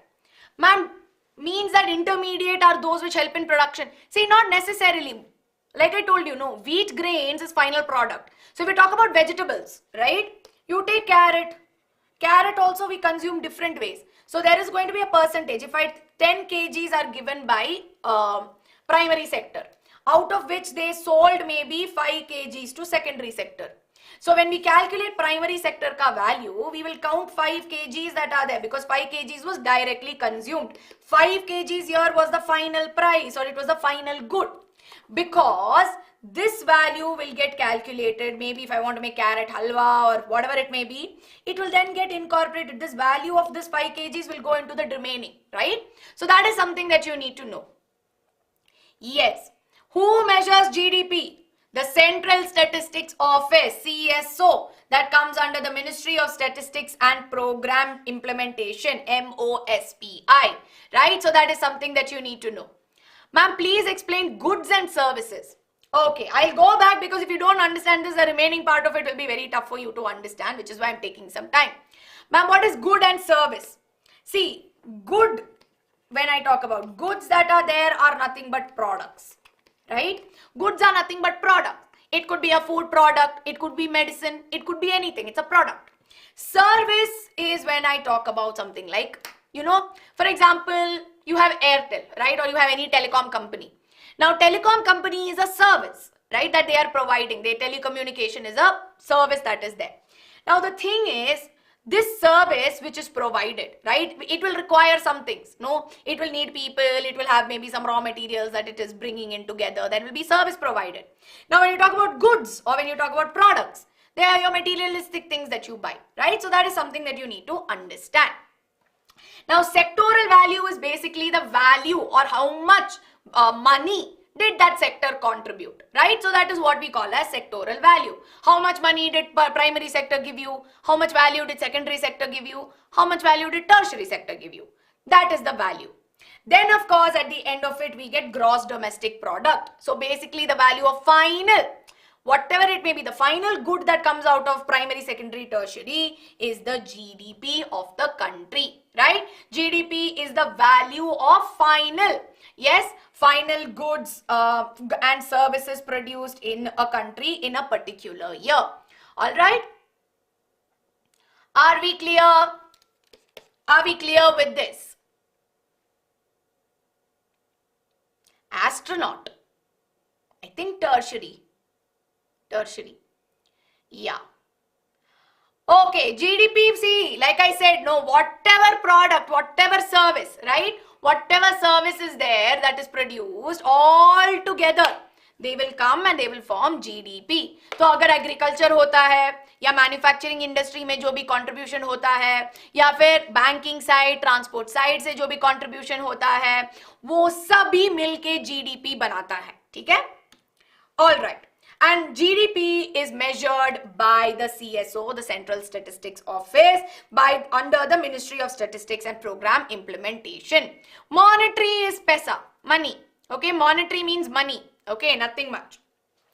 Now, lot of you are asking me about the next part of it, right? How does tertiary sector contribute in GDP? For that, you need to understand the contributions of each sector. Right? So if you look at it in the earlier days, around 1973-74, right? We see that the primary sector or agriculture was very, very important, right? We see that it was said to be the main or the primary economic activity at that point, and still is. It's one of the important economic activity. But over time, if you see, no, what happened? People were farming and everything, but it's also about the money return. How much money are you making? Then, of course, with industrial revolution and everything, they saw that, oh, manufacturing industries, if I work in the, factory, I might be able to make more money, right? Because at the end of the day, people are also thinking about themselves, right? Oh, I should be able to get money. We just looked at development. Everybody's thinking about how much money did I make? Did I, do well? I mean, I should be able to have a better quality of life. So those are the things, which is why there was a shift from primary into secondary, right? And once the secondary sector started to boom, right? So once the secondary sector started to boom and it started to do well, there was a shift into tertiary. Because as there was more manufacturing industries, there was need for more, transport. There was improvement in communication, right? And of course, we also observed that there was need for services like banking, education, so on and so forth. Which is why from the 1970s to 2010, 2014, we see that there is a shift from primary to tertiary sector. And this is a very, very important question. They will ask you, they'll give you some phrase like tertiary sector is a booming sector now, or it's contributing more to GDP. Explain with reason. So you need to explain why the tertiary sector or why there is a shift from primary to tertiary, right? Because as people started to get more income, we see that there is a rise in demand for basic services. See, right now when you look at development, you're looking for basic things like education, you're looking for basic things like, health and all that, right? So we see that there's a rise in demand for basic services like hospital and banks. Now, over time, because there was development happening in primary and secondary, it also led to the improvement in tertiary sector. And that also meant that due to, especially I would stress on secondary manufacturing industries and of course tertiary sector, there was more income, more money, which means that people wanted more services. And along with that, there was expansion of information and communication technology. So people were more connected to each other. And now they started building things off technology, right? So there's a lot of things that we are responsible of, a lot of things that we are dependent on technology for. Right now, if you are sitting in my class, you're able to do this because you are on YouTube. You're listening to me. That's technology. That's connecting you, who's all the way in Tamil Nadu or Rajasthan or Kashmir, wherever, to me, who's in Bangalore, right? That is a service that is there. So this is one thing that you need to understand as to why this shift happened. But one thing, right? One thing you need to understand is that it's not very ideal. Oh, primary sector became better, so secondary sector became better, so tertiary sector became better. That is not, it's not linear, right? Sadly, when you have a look at it, right? We see that only a segment of the service sector is growing, okay? Only a segment, because you require skills for this, right? So people who are skills and people who have skills and who are educated, they are the ones who are growing in the tertiary sector. Technology, engineers, all of them, doctors, we see that they all come under the tertiary sector, right? But that all requires skill, right? Now, if you're asking me, ma'am, where students come? Students are, you are I would say you are at the place where you are deciding which sector you want to get in. Tomorrow you decide to be a farmer, you will go into primary. Tomorrow you decide to maybe go into manufacturing industry, look into operations and supply chain, you will go into secondary. If then you want to look into, service, you want to become a teacher, then you will be into tertiary. So this is based on your employment, right? So at this point, I would say you're getting molded into which sector you need to go into. So this is one thing, right? And second thing is that maximum population of our country is still in the primary sector. Now this should also mean, if majority of the population is in primary sector, that also means that primary sector should be making more money, right? So is there a disparity in the primary sector? What do you think? Is there a disparity in the primary sector? Why is it that despite majority of the population which is in the primary sector, why is it that tertiary sector, right? Why is it that tertiary sector is contributing more to GDP? Why? Can you tell me? Because this is a tricky question but a very important question also, right? Very, very important question.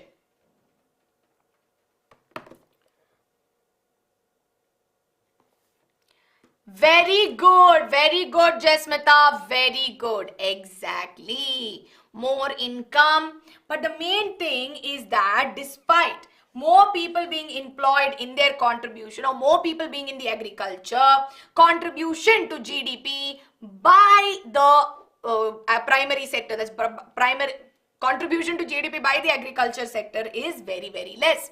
Because if you look at this here, this is the percentage of GDP, contribution of GDP. See how much the tertiary sector is contributing.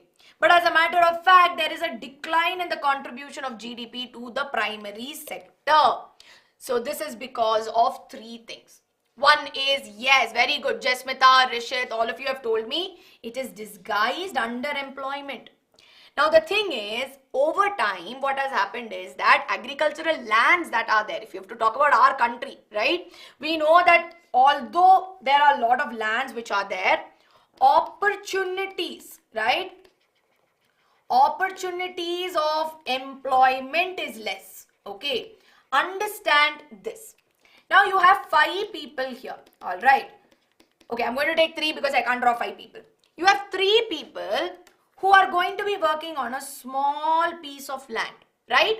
Small piece of land. Now the thing is, in this small piece of land, this one guy alone could have worked and he'll make money. And these other 2 people could have gone elsewhere and they could have earned some money. And that way, overall, in case, if they found maybe they could work in 2 other separate pieces of land, then they will be able to grow more crops, right? Logical? Does this make sense to you? They will be able to grow more crops if it was there. But now what is happening in our country, right? What is happening in our country is most of them, as we know from in the case of when we've learned in agriculture, right? Agriculture chapter in geography, we've learned about how there's intensive subsistence farming, where a small piece of land is there for a family. All the family members will work on one piece of land. Now the disadvantage that is there is that more people work, or when more people work than that is necessary. There's actually not enough work for 3 people, but still 3 people are working. We see that their contribution does not increase output or income. Yes, so disguised unemployment is underemployment. You are being underemployed. You are, this is going to be very, very tough, right? I mean, 3 people just working on one piece of land when each of them could have worked. Now, at the same time, along with this, we see that this is one main factor of primary sector. But at the same time, it's not that secondary and tertiary sector are also doing well. The thing is, there is lack of better job opportunities or income generating mainly, right? So there is no enough income generating job opportunities, which is why one thing to understand is that workers in street vendors, casual workers, they are all underpaid. Because see, if I am a vegetable vendor, I am pushing and going, I don't know that today I will get 10 customers, right? If I am a vegetable vendor, okay, every day all I can do is I can take my vegetable cart and I can sell my vegetables. I may have 100 customers today, tomorrow I can have only 1 customer, and later I can have maybe 17 customers. So, it's not fixed, right?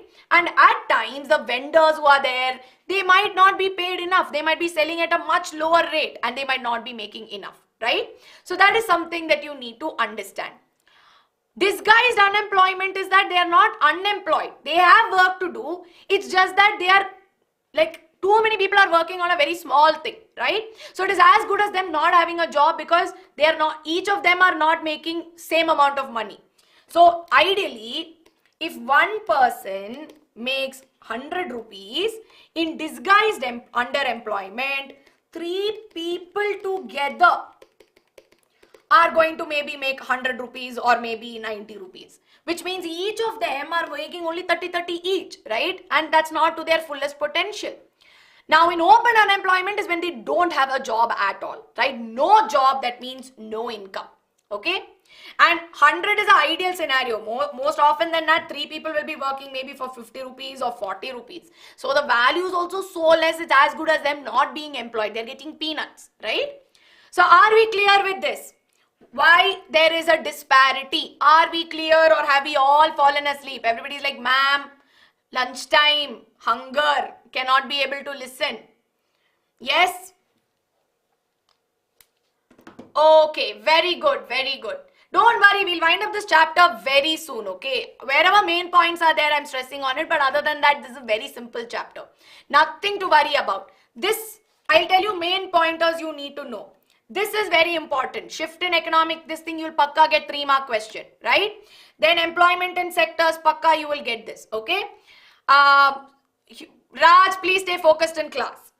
Then of course, they'll ask you, why is there a shift, right? They ask about, disguised underemployment. They can ask you for 1 or 2 marks, so you can get MCQs based on this. So these pointers are necessary. So now we know that there is a need for providing employment, right? Because I told you, if you provide job opportunities, people will have income. If people will have income, then only other things will happen, right? It starts with the money. So how can we generate employment, especially in rural areas? This high probability of 3-mark question. High probability, because if you go back and you look at your PYQs, you will see one question coming from this particular topic in this chapter. So everybody make a star mark, highlight this part, because you need to be able to write. How can we generate better employment in rural areas? So how can we do it? First and foremost, farmers are not having enough access to income, which is why the primary sector has declined, which is why we need to start giving them cheaper loans so that money becomes easily accessible to them and they will be able to provide this, use this money for the betterment, right? And then of course, in the development, even though it can be destructive to others, generating employment opportunities like, having dams getting constructed, developing rural roads, storage facilities, healthcare systems, all the construction work, you can, employ daily wage workers, right? And all these daily wage workers will be able to get involved because it is not very skilled, right? It's not very highly skilled thing to do. Yes? And yes, credit needs to be given at a reasonable rate. That we will do in money and credit. Yes? Then investment in basic services like transportation, communication, storage. These things should be there, right? This is very, very important so that development can happen. And of course, to encourage non-farming activities. Now the thing is, although primary sector is important, we know that there's underemployment, which is also a glaring thing that's happening in our country. So what can be done? Encourage non-farming activities like cottage industries, tourism and IT services, right? And last but not the least, creating job opportunities in healthcare and education system by setting up, more schools, more teachers will be then there, more dispensaries will be there. Support needs to come from the government. Exactly, the support. These are not things that you and I can do. These are initiatives taken by the government or taken by bigger ones, right? Or bigger private companies, but mainly it's the government, right? So these employment opportunities should be coming from there, which is why the government set up, MG Nerga, right? That's easy for me to say. So basically, it is the National Rural Employment Guarantee Act in the year 2005, which was later renamed as the Mahatma Gandhi National Rural Employment Act, right? And what is the role? It targets people suffering from poverty in the rural areas, right? And we see that 150 days of guaranteed employment. Government will be like, I will give you 150 days where you will be able to earn an income. And they will be paid money as per what is decided by the government.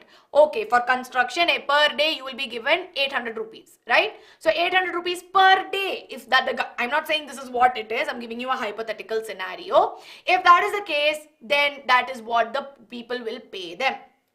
And if they are not able to give the job, right, they will give them unemployment unemployment allowance, right? And one thing is that after 150 days, the Gram Panchayat will come together, they will verify the documents, they will see, and they'll make sure that, these people will continue to work, right? So that these are 4 points that you need to remember, which are very, very important. Yes, so everybody quickly, are we clear with the first part, which is nature of production? So in nature of production, we learnt about primary, secondary, tertiary. We learnt about their contributions to the GDP of our economy. We saw how over time tertiary has taken over when compared to primary, and we saw the reasons why. Yes, and after this, one more thing that you need to know is that how over time in the primary sector there has been disguised unemployment, and we see that there's a lack of better job opportunities, how the government has stepped up. Are we clear? Yes. Are these notes enough? Yes, because I have taken this mainly from NCERT, main points after referring multiple papers, looking at PYQs. I've put the main points that come from previous year question papers. So this will be enough for you. And these notes will be available on the Telegram channel as well. Okay. All right. So see, we've covered quite a bit. All right. It's already 1 p.m. Can you give me 10 more minutes before we take a break, so that 110 we will go. 110 we will go, right? Ma'am, 100. It was 100. It became 150. It was 100, I think. All right. But yeah, I think if your textbook says 100, stick to 100. Okay. That's one thing. Okay. So now let's move on quickly. 10 more minutes. I'm going to, wind this up, right? I'll wind it up and we'll take a break. 110. So 110, 10 minutes. I just need your focus. I may not be able to take, I will not be able to take doubts. So yes. Okay, then let's just stick to this, okay? Because this is the recent update, but if textbook says 100, you stick to 100. The recent update is 150 days as per what was passed. Okay, so now let's move on to the second part, which is based on nature of employment, right? So based on nature of employment, we have organized and unorganized sector. Now what is an organized sector?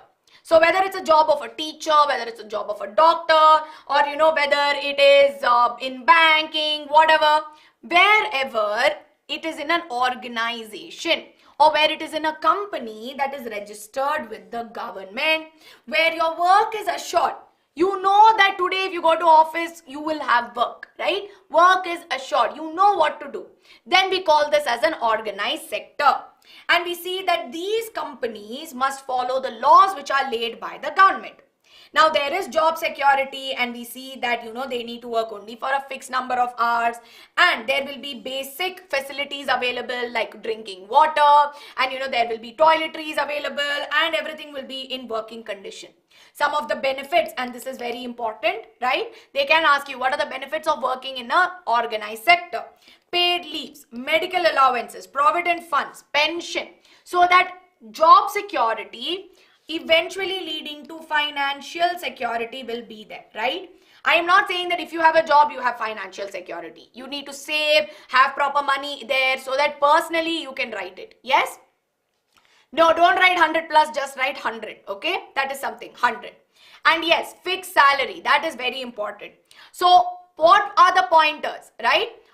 What pointers will you write? Pointers that you need to write are the fact that in organized sector, we see that there is assured work, and they work for companies that are registered with the government, and then these companies need to follow rules which are laid out by the government, which also means that if there's a national holiday, nobody should be working, right? It's a holiday. It's given by the government.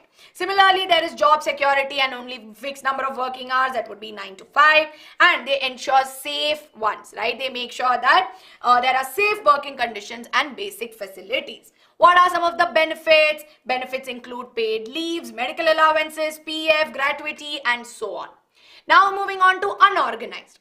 Unorganized is when they are scattered, right? This is not particularly registered with the government, which is why it is outside the control, right? It is outside the control of the government.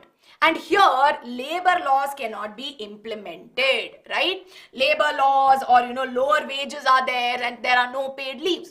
So if I was a vegetable seller, right, I am not a company, right? I cannot be registered with the government. I am an individual businessman or a businesswoman. I push my cart every day and I sell. Now there are times that if at all, right, if I am an individual businesswoman, then I know that at times I cannot take a leave, right? Because if I am working only Monday to Friday and in Monday to Friday, I don't even know how much exactly I'm going to get. It's not fixed, right? I cannot afford to take Saturday and Sunday off. I need to work on Saturday, Sunday also. I need to work, even during the holidays, public holidays as well. I cannot follow all of that. Or at the same time, if I was working as a construction worker, right? Construction worker, construction needs to happen at a set days. If they say that in 45 days, we are going to build metro, right? So then the construction workers have to work all those 45 days irrespective of it, right? So there's no fixed salary, and at times, which is very sad, is that labor laws are not followed. So in this case, if you see, who works in these unorganized sectors? In rural areas, you see that there are a lot of laborers who don't own land, right? So they work for other people. There are small farmers and there are artisans, right? Craftsmen who are there. So all these handicraft and everything that you see, they are in the unorganized sector. In urban areas, all your casual workers, street vendors, you have rag pickers, who pick, who will have like a sack and they pick all the, waste, the dry waste that is there, and all the house helps, right? And majority of the workers also belong to a restricted part. So job security is very, very sketchy here, which is why there needs to be protection for the people who work in the unorganized sector. So first and foremost, we see that most often than not, they are overexploited, they are not paid, and sometimes they are discriminated, right? People who are in the organized sector are sadly the ones who discriminate against those people. They don't treat them with enough respect. They do not treat them with enough, kindness. And everybody, as students who are listening to me, at all times, whoever it may be, whether it is your house help who comes to maybe help with the dishes and wash laundry, whether it is a vendor who you are giving some money, right? Whatever they do for you, right? Always thank them. Say thank you, right? Thank you for doing this. Thank you for that. Because being where they are, at times they may feel uneducated. I mean, they may feel a little tough, right? They may feel like nobody is, respecting me, or they may be subject to social discrimination. And we as students who are aware of this, we should not be doing it, right? And I hope that all of you out there don't do it, and I know you don't. But if at all, maybe you forgot to tell them a thank you. Maybe you forgot to say that, thank you for helping me out with that. Tell them today. That will definitely help them out. Trust me, that will make their day also. They'll feel so happy after that. If you do it, I know you do it. I know all of you will do it. But if you've forgotten to do it, then it's the time to do. So how can we protect them? This is also a very, very important question that they can ask you. How to protect the unorganized sector workers? So for farmers in rural areas, give them subsidized, low-priced agricultural inputs, which means seeds, manure, fertilizers. Give them at a subsidized rate, at a lower rate, so that they can afford it, right? And provide cheap loans to these small-scale industries, and strictly implement labor laws so that nobody is exploited. And with this, of course, we come to the third and the last part, which is classification, right? Classification of sectors based on ownership. And yes, you will be protected from hunger very soon in 2 minutes when I finish this, right? This is already something we have discussed about, where we talked about classification of industries. And now we know that they can be categorized into public and private sector. Now, public sector is owned by government, and they are there, they are motivated by national development. So BHEL, HAL are all examples. Private sector are owned by private companies, and they are motivated by individuals who want to make profit, right? So if I am a person who has my own company, right? I have my own teaching company, and then what will happen? That is in the private sector, right? So that is something to know. Now moving on. Although over time, if you see, private sectors have grown considerably, but there is a need for the public sector also. Because again, if you see, what is the motto of the public sector? The motto of the public sector is national development. So from there, we have come here also, right? So development is flowing through across the three chapters. So in this case, we know that public sector is needed for developing infrastructure, buildings, right? So that communication, heavy industries, roads, railways, all of that will be there. Now, along with that, it also encourages, if public sector is booming, private sector will also boom as they will generate more employment. And we also see that public sector will support farmers, allow farmers to buy grains, manure at a lower price. Healthcare facilities will be there provided by public sectors, and of course can tackle some of the important problems. So with this, if you see, we come to the end of the second chapter, that sectors of economy. We saw about how we can categorize those economic activities based on nature of production. We have primary, secondary, tertiary, all of which contributes to the GDP. We have nature of employment, right? We see here that organized, unorganized sectors come here, and ownership of assets. Ma'am, public and private come under organized? Yes, they do. Yes, they do. Okay. So next, of course, I have question sprint. I'll come back to this. But up until then, we will have a break time, right? So I'm going to give you a break of 20 minutes, okay? Because after this at 4 p.m. you have Khusbhu Ma'am's class, right? So we also need to wind up at least by 3 p.m. So my aim is that by 3 p.m. we wind up. So 1:30 we are going to resume, okay? So everybody go ahead, take a quick break. 3 p.m. is our target to wind up today's class, and I know we can do this. So everybody take a break, have lunch, come back, and I'll see you at 1:30.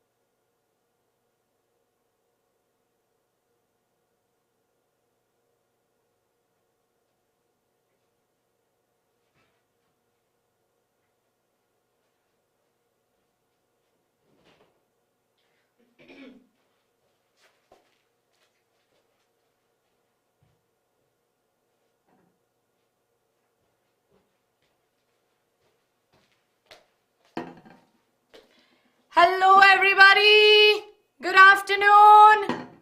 Yes, break over, break over. I hope all of your friends are back, right? I hope all of you are excited. Are you ready for the last two chapters? Did you all go have lunch? Did you have lunch? Yes, are we feeling energized? A lot of you were very hungry. You're like, ma'am, protect me from hunger first and then I'll be okay. Yes, okay. I hope you had a good lunch. I also ate my lunch, right? So I'm also feeling very full. Why, Mansi? Why have you not had lunch? I gave 20 minutes hoping that you will all eat lunch and come. Now again in between class, you're like, ma'am, I'm going for lunch. Food security for one shot, no bacha Sendil, I have not done it, but I'll be doing a similar session, right? We'll be doing a very similar class for 9th grade also where we look at all the topics, so don't worry. Ma'am, brunch. Okay, see, brunch is not something I'll entertain, but today I've also had brunch, so it's fine. Morning I had only 2 bananas, so then after that, you know, I had to come for class, so I just had 2 bananas. But good, everybody is at lunch, and see, like I said, no, my aim is to finish at 3 o'clock, right? And the reason why I want to finish at 3 o'clock is because I think Khusbhu Ma'am's class is at 4 p.m., right? If I am getting this right. Yes. Khusbhu Ma'am's class is at 4 o'clock and I need you to get nice 1 hour break in between because otherwise it's going to be back to back for all of you. So I will not spend too much time. Again, half an hour, maybe we'll quickly wind up these 2 chapters. But at the same time, let me tell you, these 2 chapters are very important chapters, okay? Now, compared to development and security sectors of Indian economy, they're very easy also. But money and credit and globalization of Indian economy, there are some short concepts for which you are going to get questions from. So, pay attention, all right? So, very quickly, everybody, let's get started with money and credit. Now, I did not go ahead with the questions that were there for the previous chapter, sectors of Indian economy. You can go through the questions and solve them yourself. And anyway, I'm going to be doing PYQs as well very soon as part of the crash course. So don't worry about it. So let's get started with money and credit. Now in money and credit chapter, we learned about what do we mean by money, right? What is this word currency? And we also learned about the origin of money, right? And how earlier there was barter system and how there was a concept of double coincidence of wants and how this was not very feasible, which is why we had to switch over to various methods of or have different modes in which we can, you know, trade and have currency, right? And we also learned about how over time there are different forms of commodity to currency and how there are demand deposits. Yes. Now next up we also have credit. Now when we talk about credit, we learned about what is credit, how does credit function, what are the terms of credit, who can take a credit, and very importantly we learned about sources of credit as well, right? So what is the source of credit? Where do we get sources of credit, both from formal sources as well as informal sources? What are the rules and regulations, right? Rate of interest, so on and so forth. Now this table will be very, very important. Now these slides that are there will be amazing mind maps to give you a quick revision. So you can take a screenshot right now. Do you want to take a screenshot slide by slide? Yes or no? Do you want to take a screenshot or shall we quickly move ahead? You can take it from the Telegram link as well, right? Yes, okay. All right, everybody. So you can take a screenshot very quickly. I'm going to stay on this slide for a second. You can take a screenshot and then I'll move on to the next. And these mind maps are comprehensive in understanding, right? They are very, very comprehensive in helping us understand what are the main topics that are there. Yes, you can take a screenshot. I mean, I'm not covering any content, so I'll stay on on the slide, but the next one I'll move outside so that you can take a screenshot. Done. Next, take a screenshot of this which will tell us about the topics that we need to learn in credit. So what is the meaning of credit? How does credit function? And the terms of credit. Take a screenshot, everybody, quickly. Yes? Are we done with this also? Very good, very good. Now let's move on to the next slide which will talk to us about sources of credit. How we know that there are formal sources like bank and cooperatives and informal sources like money lenders, landlords, right? And how they regulate, who regulates them, what are the rules and regulations they follow, right? And rate of interest. Yes, it will be available on Telegram. Don't worry. Yes, I'm staying aside. Okay. Very good. Has everybody taken this? If not, you can always go back and have a look at it. Okay, nothing to worry about. Next up, everybody, Last one is on self-help groups. This is very important. This is like, you remember how I told you, in geography there's Narmada Bachao Andolan or the joint forest management, where pakka they will come and they will ask you one short note question. This self-help group is like that, okay? Everybody, self-help groups, you need to know what are self-help groups, how they help in regulating the funds and credit, right? So this also is very important. Pakka short note question will come from this. 3 marks, so you will definitely get from here. So very important. Hope all of you have taken a screenshot. So let's get started with understanding about money, right? Money, currency, credit, trade. So what is money?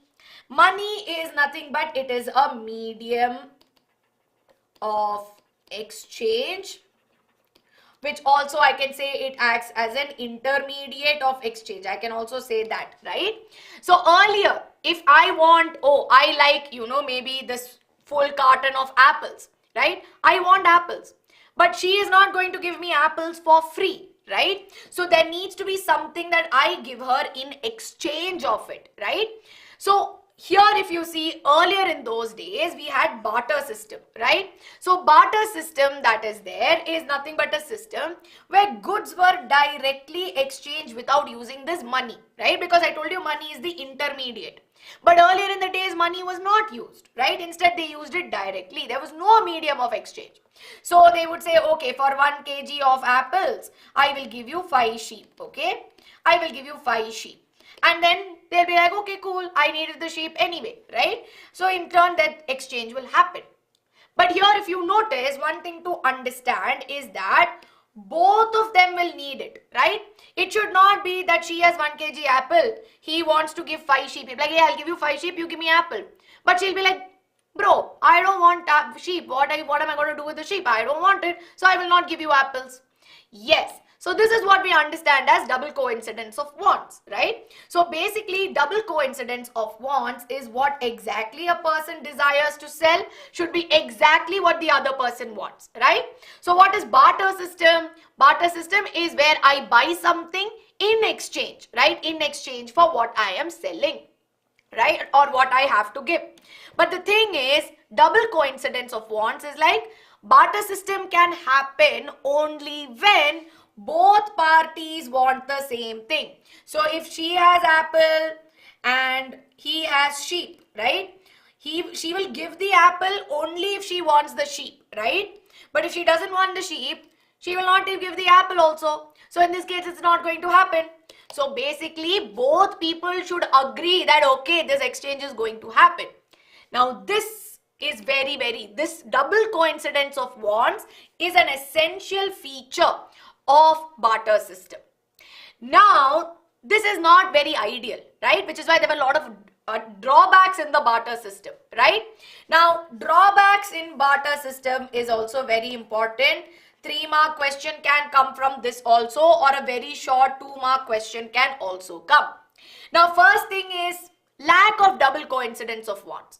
Now, we told you barter system will happen if 2 people want the same thing and exchange can happen, right? But at the same time, if they don't want it, then barter system is not going to work. Now, second thing is there is no common unit of measurement, right? You don't know. They are saying 1 kg of apple is equal to 5 sheep.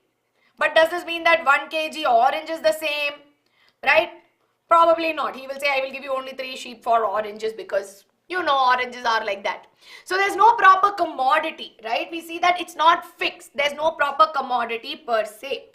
Now, next thing is there is indivisibility of certain goods, right? Now, the thing is, you look at the size of the sheep and the apple. You're talking 1 kg apple, which is huge number of apples, right? But at the same time, you're getting only 5 sheep. So how are you going to decide, right? How are we going to go about it? Which is why that is another problem. There's no fixed measurements. And at the end of the day, there is difficulty in storage. Because here, when you are trading commodities like this, there are commodities which can be perishable also. That means that they can go bad. So imagine if I'm selling milk, right? Or if I am selling maybe, some fruits that are there. It's not that indefinitely they will remain as it is. No, at one point they're going to get spoiled or they'll get destroyed. And in this case, when you look at it, it's very, very important to understand this. Which is where the concept of money comes into the picture, right? So money here acts as the medium of exchange, which does not require any double coincidence. Does not mean that if the other person on the other side, if he wants the money only, then I give. No. In this case, mainly when you look at it, right? If I have 1 kg of apples, right? And they say that you need to give me 100 rupees for 1 kg apple. Then I will give him the money, right? I will give the money to him and then I will get it. So irrespective of whether he wants to give it or no, I am giving the money, so he has to give it to me, right? So mainly there is a value which gets associated with it. And we see that this money that exists is in the form of different currencies, right? So what is currency? Currency is basically how we are able to purchase it, right? So that value of money that gets added is in the currency. And we see that it's easy to understand. For 100 kg, I am getting so much. For 50 kg, I am getting so much. 50 rupees, I am getting so much. It's all very clear. And we see that money is something which is perishable. It's not perishable, right? I can store the same note for maybe hundreds and thousands of years also if I take care of it, right? So they can be stored and they are not perishable. So over time, if you see, money evolved from being a commodity, like it could be grains, animals, whatever it may be, right, which were less durable and difficult to transport. It went on to being metallic coins, like early in the Mughal dynasty or in the Gupta dynasty, they made metallic coins, right, which were made out of gold and silver and platinum. And especially during 1500, Sher Shah Suri issued the silver coin, which was rupaya that we use even today, right? And we see that it's then evolved to paper currency. Yes, and this paper currency that is there is the modern form of currency. Alright, it is the modern form. So understand that money is a more broader aspect of it, while currency is the tangible form. Okay, money is the idea that, oh, value is associated and everything. Currency is what is tangible and what is in our hands. So the paper notes and everything, they are currency. But in general, that's what we call as money. Are we clear with this so far? Are we clear? Parisa, I will tell you when I go to formal, informal sources, I will tell you that, okay? Because if I come here and then I tell again, it will, we'll be missing out on some important time. Very important to understand this basics. Can you repeat it? Of course, I will repeat. See, what is money? I'll write this down, right? So, money is nothing but a medium of exchange, right? That's what we call as money. But what is currency? Currency is nothing but the tangible form of money. Now I am saying that I will buy 1 kg apple for 100 rupees. Now 100 rupees is money, right? That is a value, that is a medium in which I am exchanging. Yes? But how am I going to give it? I will give 100 rupee note, right? I will give the 100 rupee note, and that is how I am able to give it, right? Tangible means what you can see in your hands. This pen is tangible. It's physically there, right? So the paper note, 10 rupee note, 100 rupee note, they are tangible, right? So yes, currency is what is tangible. I don't have, just give me one moment.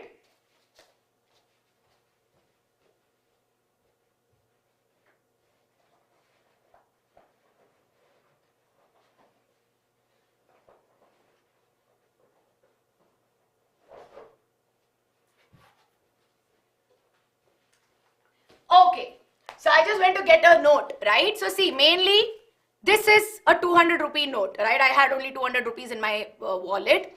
So this is currency. How do I know this is 200 rupees? Because there's a value which is associated with this. 200 is money. But how am I able to know that there is 200? If I give this note, I'll get 200. This is money. This is the currency. Value associated with it is what we understand it, right? So I hope now that is clear. Now moving on, we know that paper currency. So what I showed you right now, this is paper currency, right? It's made out of paper. Now one thing to understand, which I find it to be very interesting, right, is that it is paper. So only if you give value to this paper, it has value. If you don't give value to this, this has no value. This is just like any other piece of paper, right?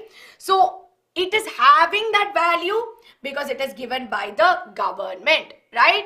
And we see that in India, the law has legalized the use of rupee. Why am I using this 200 rupees? Why am I not using euros or dollars or anything else? Because in our country, our government has said use rupee. That is why we are using it as a medium of exchange, right? And we see that is why in different countries, like in US you have dollars, in Japan you have yen, right? So you have these different forms of currencies across based on what the government has decided. And of course, over time, we also use demand deposits as well, right? Now, demand deposit is slightly different from your paper currency. Now, in a demand deposit, what happens is that you are not using currency per se, but rather you will be using a slip wherein we know that at any time money can be deposited, right? So money can be deposited in a bank at any point. And if I want the money at any point, I can give this demand deposit and I can withdraw money. I can take it from them. So let's assume, okay, making this a little more easier. Let's assume, I'm just going to make this look a little more nice, right? Let's assume that I have maybe 10,000 rupees with me, right? Now I have 10,000 rupees. Now the thing is, I don't need all this 10,000 rupees. So what I will do is I will take some of this 10,000 rupees and I will put it in the bank. Now what is a bank, right? Now bank that is there is a financial institution, okay? It is a financial institution that is responsible for making sure that if people are depositing money, so checking deposits and loans, right? So their role is saving deposits and providing loans, which we will go ahead and learn more, right? So we have put it in a bank. Now the thing is, out of 10,000, maybe I've decided 8,000 rupees I put in the bank because I only need 2,000 rupees for spending, right? But now I spent all my 2,000 rupees, I need more money. So then I will go to this bank, I will give them a check, right? I will give them a check. And in this check, if you see, I will write my details, my account number, how much money I need. And just by giving this piece of paper, the bank in turn will give me 4,000 rupees or how much ever money that I want, right? So this here is very, very important. So here I am demanding that, hey, I gave you 8,000 rupees, right? I gave you 8,000 rupees. You are keeping it in your bank. Now give me 4,000 because I need it. I am demanding that, right? And on demanding that, I am getting it, right? Which is what we call as demand deposit. So these deposits are what we call as demand deposit. So basically when I deposit or put the money in the bank, I am leaving it there. Whenever I want, I take it. Yes, ATM is a more advanced one, right? ATM with your card, again, you are swiping it, you are entering your details and you are getting it. So that is also there. Ma'am, checks are also authorized. It's not technically government, but there's a part of it, the RBI that is authorizing it, right? So there also, if you see, right, there needs to be a lot of details. Only then the check will be considered. Otherwise, normally what will happen is if some details are missing, it's incorrectly filled, or if they feel like there is some discrepancy in the check, it will bounce it, right? Check will not get, you will not get the money as it is. So very important to understand this part. So what are the benefits of demand deposit? This they can ask you. What is the benefit? Money is safe in the bank, right? Money is safe, good, nothing to worry. And we see that it will earn interest also. Very, very important here, right? So very, very important that we get interest. Now, how many of you remember interest, profit, loss, interest in your math? How many of you remember this? I'm sure you would have had this. Pakka, it will be there. Profit and loss and, calculating interest on the principal amount, right? How many of you remember this? Exactly. Ma'am, what is the minimum amount that should be there in the bank? It actually depends upon bank to bank and also depends from the account you are holding. You can have a current account, you can have a savings account, right? So it depends on the account also. So in some cases, right, for students, if you see, for students and at times in some places like in salary accounts, there will be a zero balance account. Which means even if your account is zero, they will not do anything. But what happens is that in some banks, if it's less than 5,000 rupees, then you cannot withdraw. It will get frozen, right? So that is something that is there. So I hope you are clear as to what should be the minimum balance of it, right? Okay. So now moving on, right? Let's understand this interest part. Now we know that some amount of money, right? I am trying my best to do the math part. So imagine if there is 5,000 rupees and you have kept it there. Now we see that if this 5,000 rupees sits in the bank for some period of time, okay, let's assume time period is maybe some 4 years. It'll not be 4 years, I'm counting some months, okay, 6 months, right? And they say that every 6 months or every month there is 5% interest, right? So this 5% will be calculated on this. And we see that, yes, 5,000 is what I have deposited in the bank. I put 5,000 rupees in the bank, right? I put 5,000 rupees, that's my savings every month. So what will happen is when it sits in the bank, it will also accumulate interest, right? And we know that this 5% will be acted or will be calculated on this, right, for the time period given. So every month some amount of interest will be added as well. So this 5,000 rupees may become 5,000, 10, 5,020. So as it sits in the savings also, some amount of money will keep getting added one by one. So it also accumulates interest, which means that just by sitting there, I'm also getting little money. And we also see that for demand deposit, I have check facility wherein I can get, the money back. And as and when I need, I will be able to withdraw, right? So I hope we are clear with this. Issue, if you have a doubt, please ask me. Please ask me. Pro Legend Gamer, if you find this boring, I do understand, right? So the thing is, banking and everything is a very boring topic, to be honest. But I'll tell you one thing, this is how you become financially educated. Because if you don't become financially educated, right, then I'm telling you, you'll have a very tough time later on in the future. Ma'am, how much does it increase? See, it increases. The percentage will be not much, okay? Like I said, it'll be 3%, 5% and all of that, right? Now, the same thing, what you also need to understand is that it'll go on. It'll continuously go. Yes? So, and again, this value differs from person to person. It's amazing, Modi, that you already know this, and I am very happy that you know, right? Very proud of you. So now that we know that these are the things, right? We know that these are facilities in which, we are able to withdraw money. Now, of course, over time, right? We've got, apart from checks, we have debit cards in which, you have ATM cards wherein you're able to easily withdraw the money that you put in savings. So this is what we mean by it. But I told you, right? We also know that banks have two things to do. They not only save or they collect deposit, but they also provide loans, right? So what do we mean by loans? That's something we need to understand. A loan is also known as a credit, right? And a loan is an agreement in which the lender, so there is somebody who is giving money, right? And there is someone who is taking the money. Now, the person giving the money is who we call as a lender. And the person who is taking the money is who we call as a borrower. So, if today I don't have money to pay the auto driver, I'll call Ankita ma'am and I will tell Ankita ma'am, can you please give me 100 rupees? I need to pay the auto driver. So, here I am borrowing money from Ankita ma'am and Ankita ma'am is the one giving me the money, right? So, she is the lender here.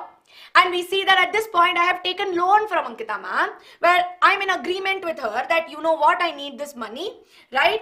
So we see that the lender supplies the borrower with money, in my case, but it could also be with goods, services, in return that I will give it back in the future, right? So not that Ankita ma'am is giving you the money for free, like, take it and go. No, it is provided that I return it back to her. So this definition of credit is also very important. Ma'am, FDs are also demand. See, that is a fixed deposit. That means that if you put a fixed deposit, that money will remain there and it's untouchable for some amount of time, right? Only after a certain period of time that money becomes accessible for you. That's why it's called as fixed deposit. So that way it also helps you with savings, wherein if you are constantly withdrawing money, right, there will be X amount of money which you cannot touch at all. So good way in terms of saving money. Yes? So let's understand how the credit functions. Now, credit functioning or how loan functioning is very important, okay? Because we should be aware, right? Now, the thing is, when you talk about banks, let's understand how the bank works as well. Let's say this is Amrita, right? Amrita has made nice money. She has got some 2000 rupees as her salary.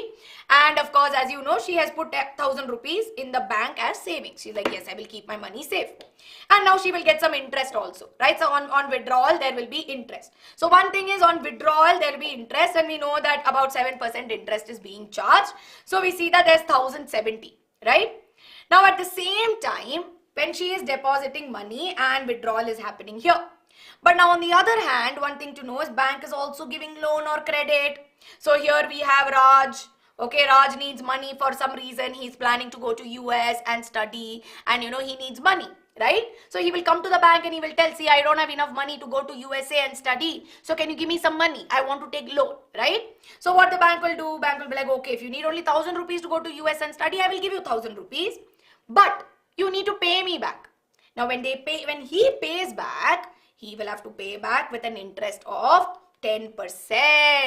So when he is giving the bank the money back, there is an interest to be paid. That is 100, right? So that is something, exactly. Now in this amount, right? Now we're talking about thousands. Now when we move on to 10,000s and lakhs of money, you see how much interest will get added. So that's how much extra that the people have to pay. So this is exactly how credit functions. So if she is saving 1000 rupees, or today I put 10,000 rupees in the bank, right? There's actually only a fixed amount of money that I can take from it, or the bank will have that much of that money, right? Which I will be able to withdraw, right? So that's something you need to understand. Now let's explore this idea a little more, okay? Because what happens is that when you have it in a bank, right?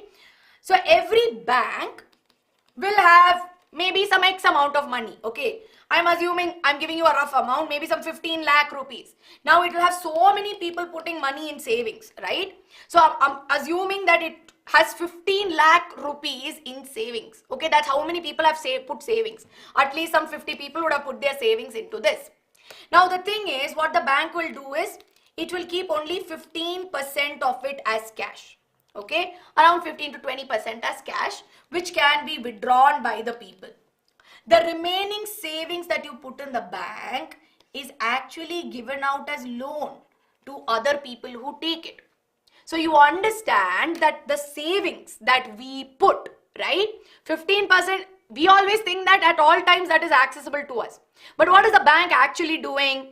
Whatever 15 lakhs is there, it's not just sitting on it like, okay, cool, people are putting money in it, fine, okay, I'll just sit on it and save the money. It is not acting as a security guard, okay. But rather what it is doing is, some amount of it is also given out as loan to other people, as credit to other people. And you need to understand this. Which is why we see that bank functions as an intermediary between the depositor and the borrowers. And they charge a high interest rate on the loans than what they offer on the deposit, right? So if they are, see, if you saw when Amrita was putting money, on withdrawal, what was the percentage, interest percent? She was putting 7%. They were putting 7%. But when they were giving loan, they are giving 10%. Interest is 10%, right? That means when Raj is to return money, Raj is to give 1100. But how much is Amrita getting after interest? 1070. You understand the difference? So this difference rate, right? So this difference between lending, borrowing, all this that they do, right? I mean, deposit and lending, the difference that comes in the money. So in this case, one was 1070, other was this much. 30 rupees is the difference. This is what makes the income of the banking sector, right? What is it? This forms the income. Now there are two ways in which loans can be used, right? Now loans in most cases, right? Loans in most cases is beneficial only. Because if you think about it, imagine if I am a sweet vendor, right? I sell sweets, right? So I'll just finish this part and I'll take your doubts, okay? I am a sweet vendor, all right? And I sell sweets to my, I have a sweet shop and everything. Now I know that Diwali is coming, okay? I know Diwali is coming. I know that it's festival season coming up. So whenever my festival season, as a matter of fact, is coming, I know that there is going to be more production. And I know that there is going to be more sales, which means more people will want to come and buy sweets from me. Now, if they want to buy more sweets from me, I need some extra money to make the sweets. No, I don't have enough with me at hand. So I will go to the bank and I will tell, hey, you know what, I need this loan and I want to make sweet, right? So credit or loan can be taken to meet the production expense. So at this case, what am I doing? I am doing this because it is to meet the production expense, right? And once the production is complete, so once festival season is over, I have used that money, I made lots of sweets, I sold lot of sweet also, lots of money in my hand has come, I made profit and I was able to return the loan also, right? So this is also very important. Now at the same time, right, there are times when loans can be bad, right? So what happens? Credit pushes the borrower into a situation. So at times what will happen is, especially this happens with farmers, right? So in the case of farmers, what happens is that there are times, okay, when they may think that, okay, the crop, I need to grow my crops, this time crop season I will grow well, but maybe due to some calamity or maybe, you know, due to multiple other reasons, right? We see that this doesn't happen, right? We see that maybe the crops didn't grow or the yield didn't come and they didn't make enough profit. So what they'll do, whatever they ended up earning, there's no profit, okay? So whatever they, you know, borrowed and whatever they ended up earning, they have to return it back. So in this case, we see that this is not beneficial and eventually they can fall into the debt trap, right? They can do that. Debt trap, exactly. So this is how the debt traps come into the picture. Yes. So are we clear with this? Are we clear? Okay, ma'am, can you explain that 15%? Okay, fine. Yes, okay. See, it's not 15. So overall, now see, banks may 15 lakh, I told you, is a very small sum. They deal with crores and billions and all of that, okay. So what happens is that they keep, I'm roughly around 15% if I'm sure, if I'm reading it right, 15% overall. And they will always maintain that. Does not mean that, imagine, let me tell you, I think where you are getting confused is, okay, there is 10 lakh rupees. Okay, that is how much which was saved. Now 15% of it will be maintained constantly. Alright. So it does not mean that the remaining money they will just give it to everybody as loan. They will not do that. Okay. But what will happen is 15% will always maintain. So if people keep borrowing money, I am giving 15% as a hypothetical scenario, right? What they will do is if people keep withdrawing money, they will keep making sure that 15% is maintained, right? So they'll keep that much as cash. And that's why sometimes if you see, no, not all loans will be accepted. Sometimes there will be some reasons as to why credit cannot be given, right? So there are multiple reasons. And at all times, they will not do it where they exhaust all the money and they're like, oh, money is not there. Let me wait for people to pay back the loan. So they're very smart about the way they do it. But this 15% is what is kept as cash for withdrawal, right? Money for withdrawal. So that is one thing to understand, okay? And see, at times also, if you think about transactions, right? Transactions will happen, okay? Transaction will happen maybe across accounts. But here we're talking about withdrawal of money, right? Cash-wise, that's how much. Liquid cash-wise, that's how much might be there. Ma'am, is cheap and affordable credit important for the country's development? Cheap and affordable credit is necessary for empowering the country's rural people. For the poor, it is something that you need to understand, right? That is there. Now, when you talk about transactions like online transactions, if I'm transferring money, right? Online, they'll be able to transfer it. That is there. But otherwise, it will, you know, be something that they hold in that manner. Ma'am, can you explain case 2? Yes.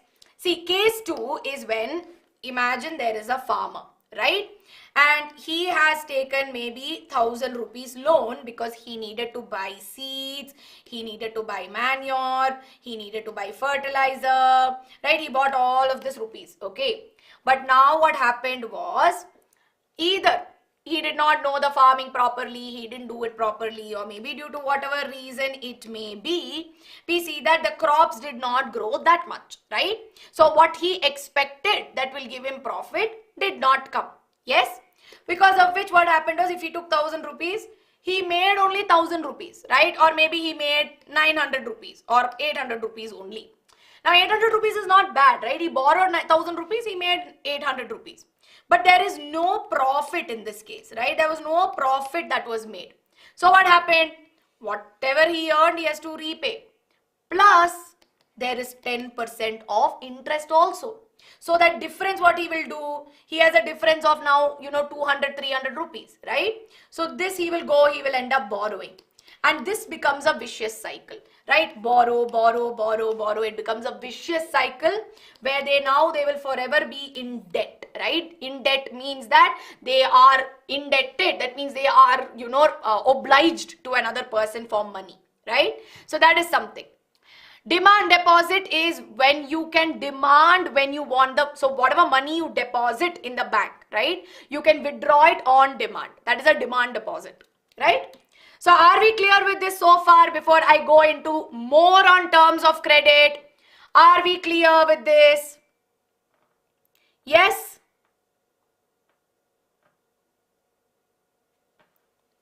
Quickly everybody, are we clear?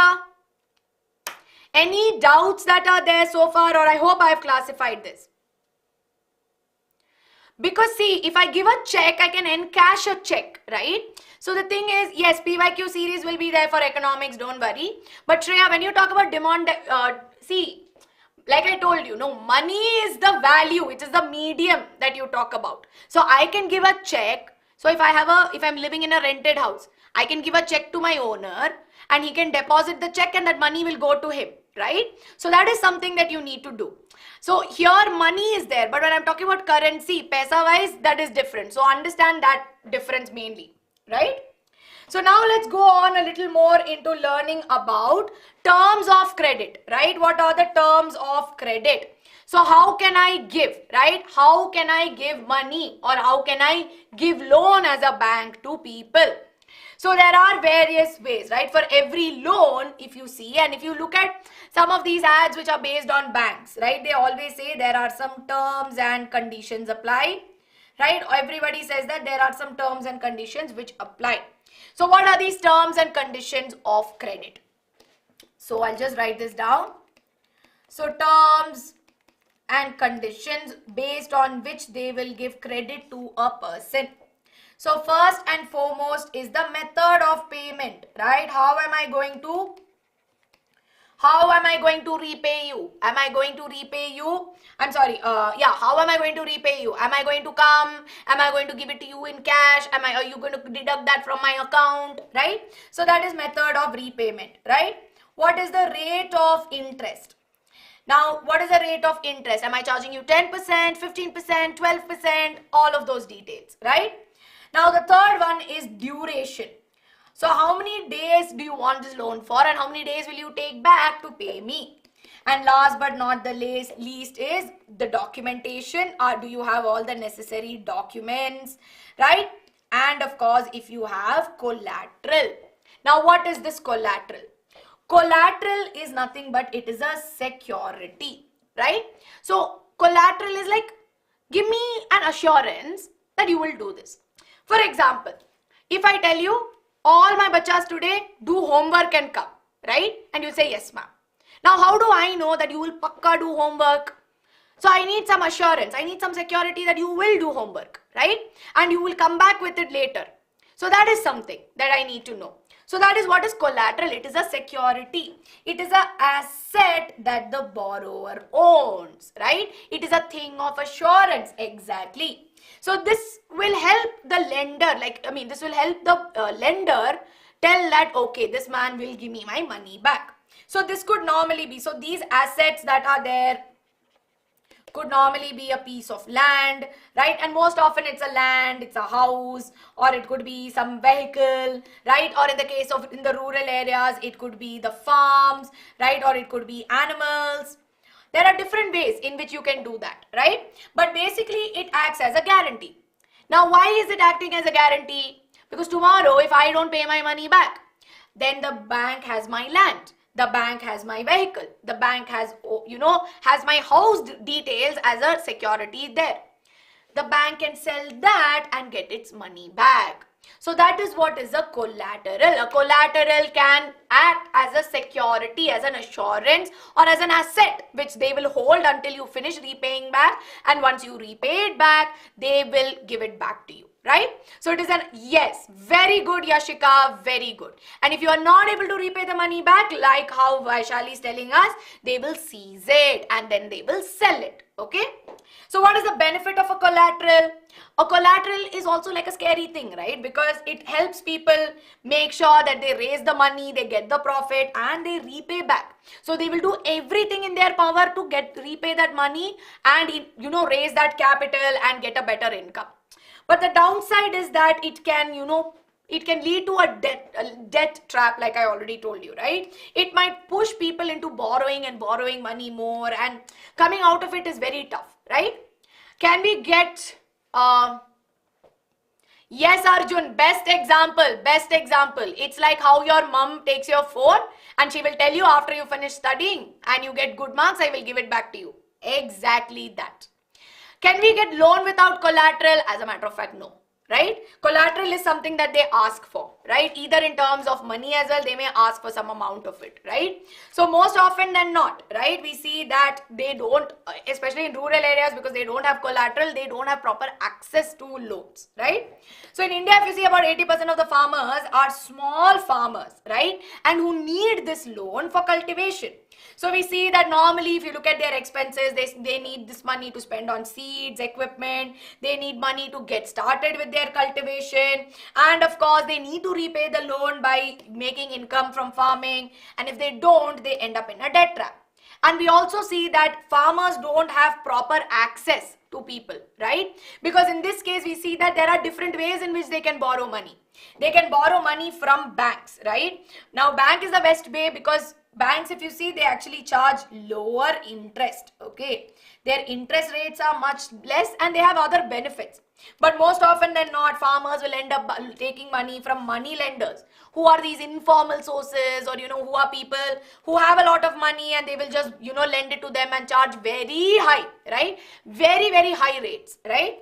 And even traders also. So traders, what they will do, no, they'll give money and they'll say, okay, you don't give me too much of, you don't give me interest. But what they will do is they'll seize all what they grow. Whatever the farmer grows, they will buy it from them and they will sell it at a much higher price. But when they buy it from the farmer, they will buy it at a very low price. So these are ways in which, if you see, banks and cooperatives are the best. And we will discuss more in detail, right?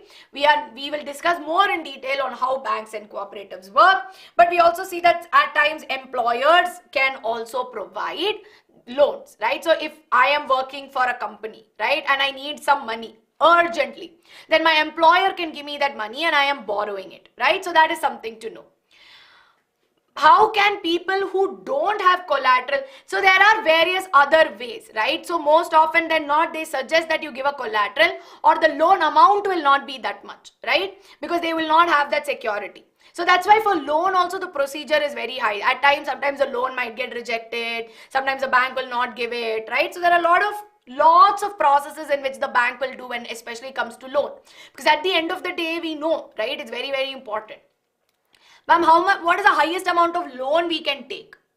That actually depends, because I feel like the highest amount you might end up taking could be between a house loan and a student loan, right?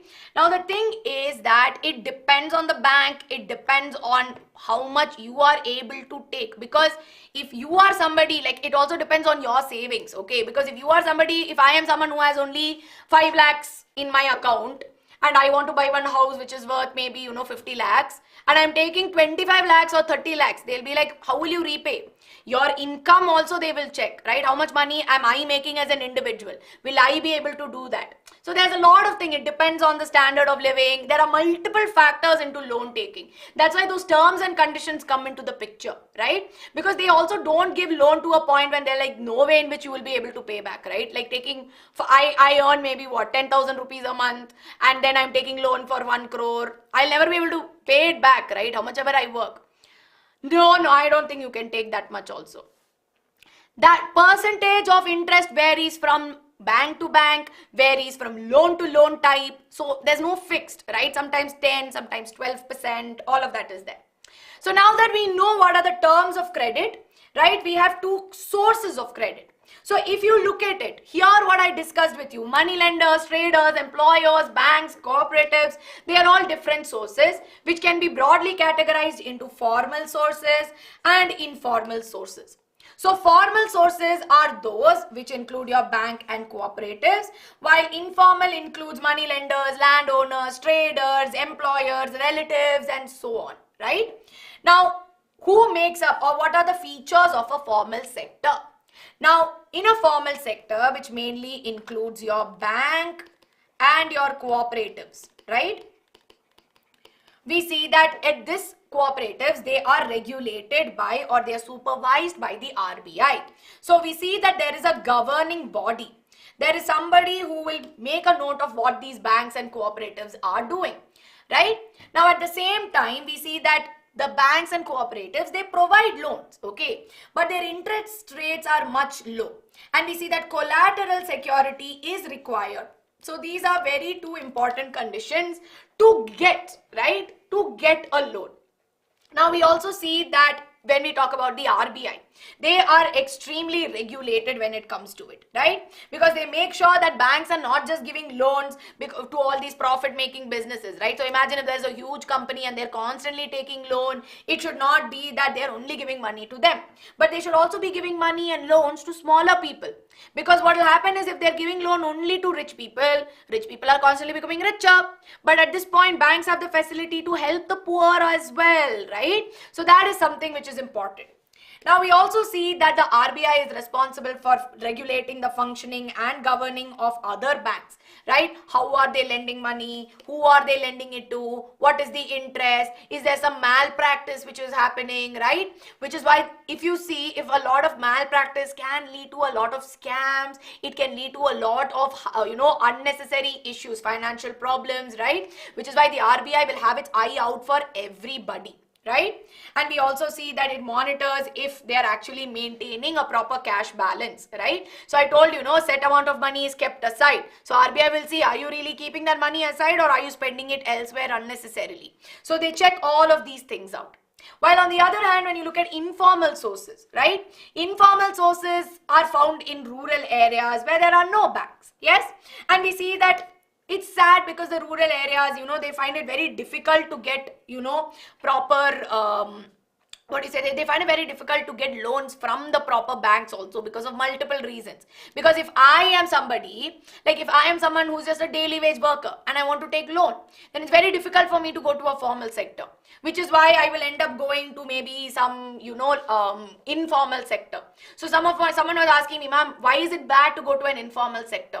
To a person like a money lender or a trader, first and foremost, he is going to be charging me very high interest rate, right? Very, very high interest rate. And along with that, you could also see that there might be in a vicious cycle wherein I might owe more money, right? So much if I am not able to make, if I take loan and that too it's so much high interest, I will enter into a vicious loop of borrowing money constantly. And then I'll be in a debt trap.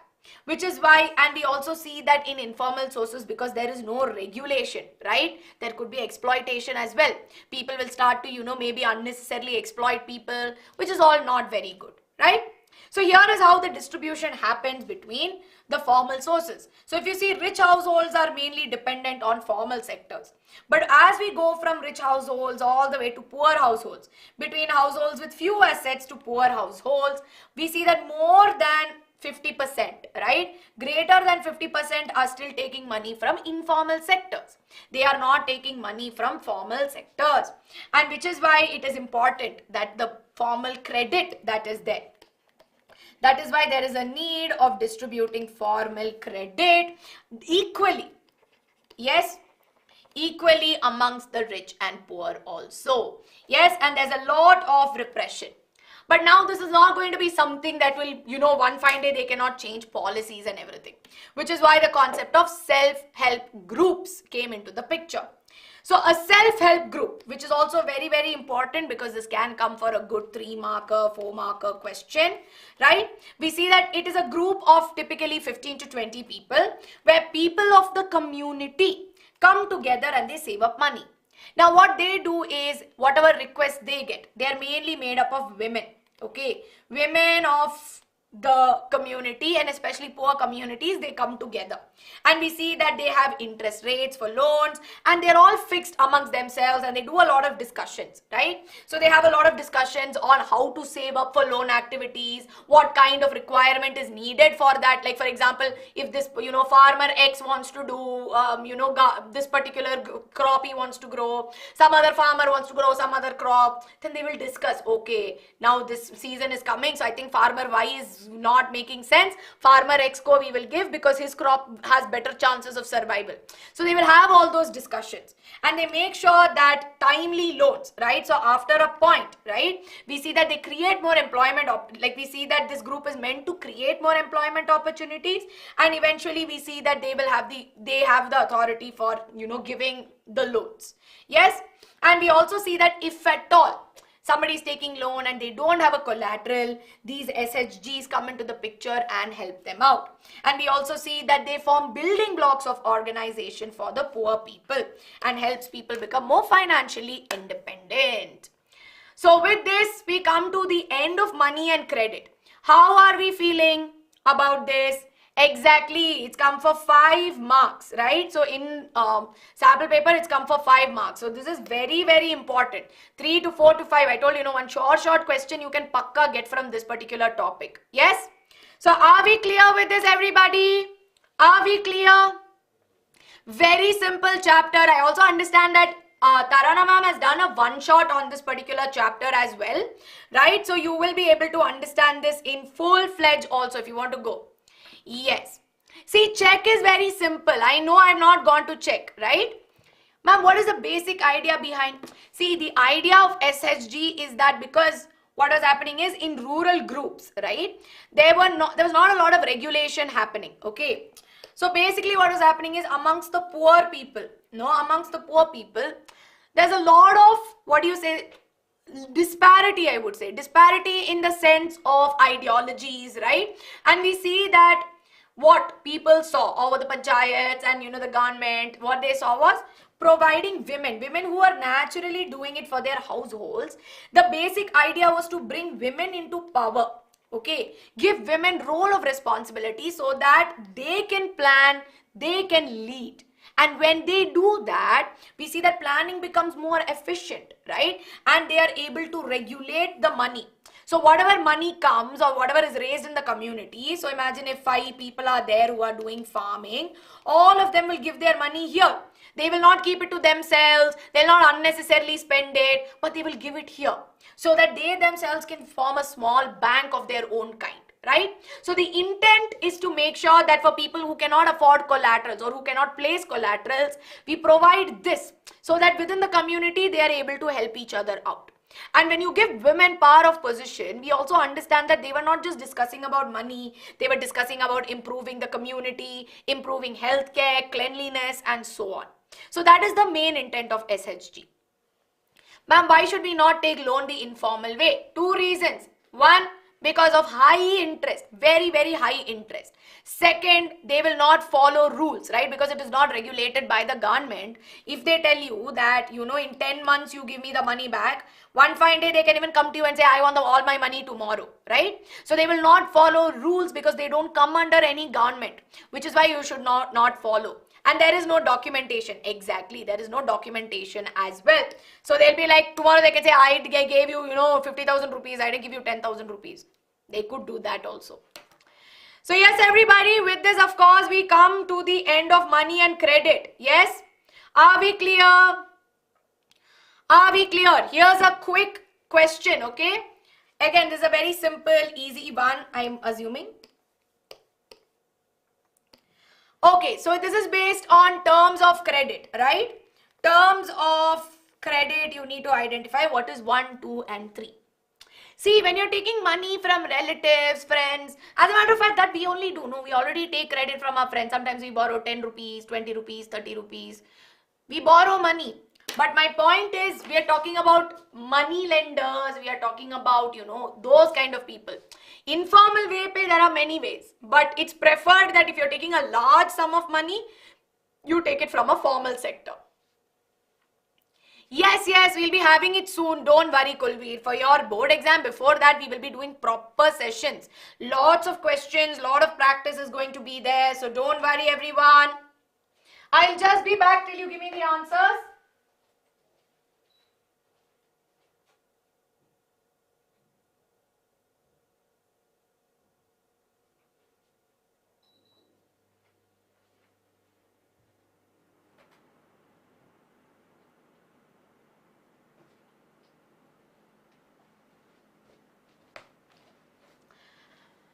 Very good, everybody, very good. So 1 is interest, 2 is collateral, 3 is documents. Very good. That is the correct answer here.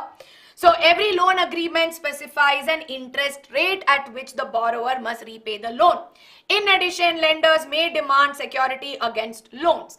This is what we call as a collateral, and it is an asset that the borrower owns and uses as a guarantee to the lender until the loan is repaid. Borrowers need to submit their documents of salary, employment record, collateral to avail loans. Next question is match the following. You have cooperatives, collateral, interest rate, right? What is the difference? I mean, make the matches and let me know in the answer. This is also very simple and easy. Very, very easy. So you have cooperatives, collateral, interest rate. Interest rate and collateral we've already discussed, right? Yes, definitely. I will have it and I will tell the team to, I will send it myself on the channel, or I'll ask the team to send it, okay? Ma'am, why is loan from friends and family bad? Because see, once or twice you can borrow, but constantly if you keep borrowing, it might be little difficult on a personal front, right? Which is why it is not very advised. Again, especially when it comes to large sums of money, okay? It's easier when it's a formal setting, right? When it's a proper bank or it's a cooperative and you take it from there, it's okay. Yes, so it is A2, B1, A2, B3, C1, correct. So cooperatives are nothing but people-centered enterprises which are owned and controlled by members to meet common needs. Collaterals are an asset that the lender borrows as security. Interest rate is percentage on the principal amount that the lender borrows the charger. So the lender charges on the borrower, sorry.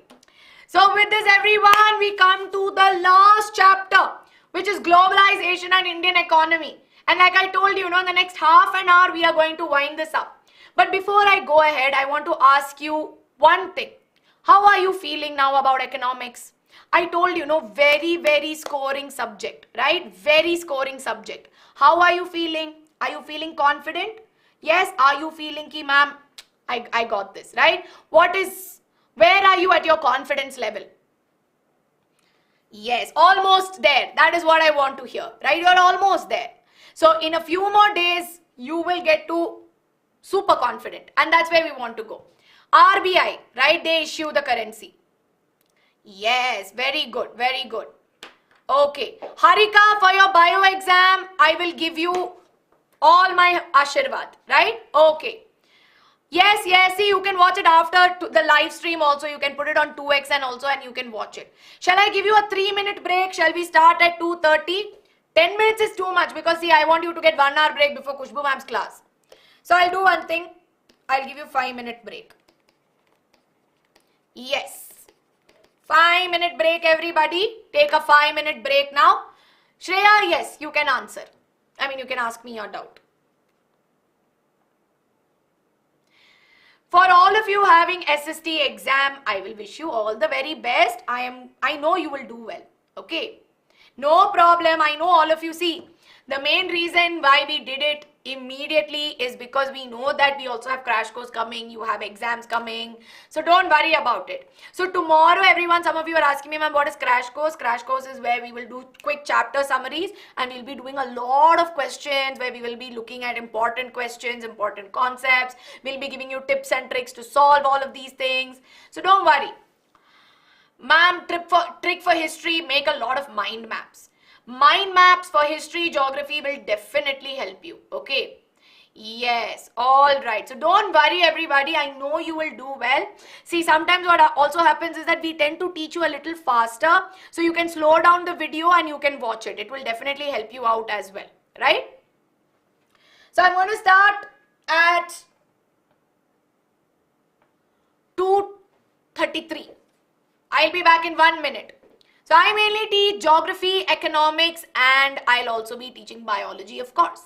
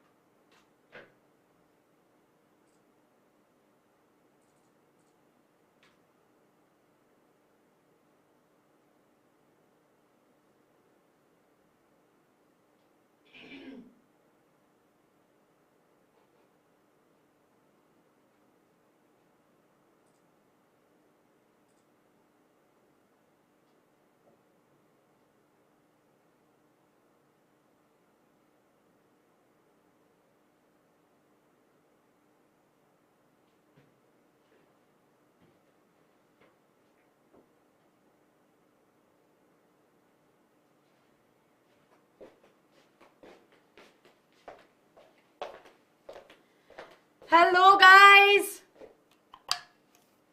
how are you feeling? I gave you a good 5-minute break. Are we energized? Are we feeling better? Feeling good?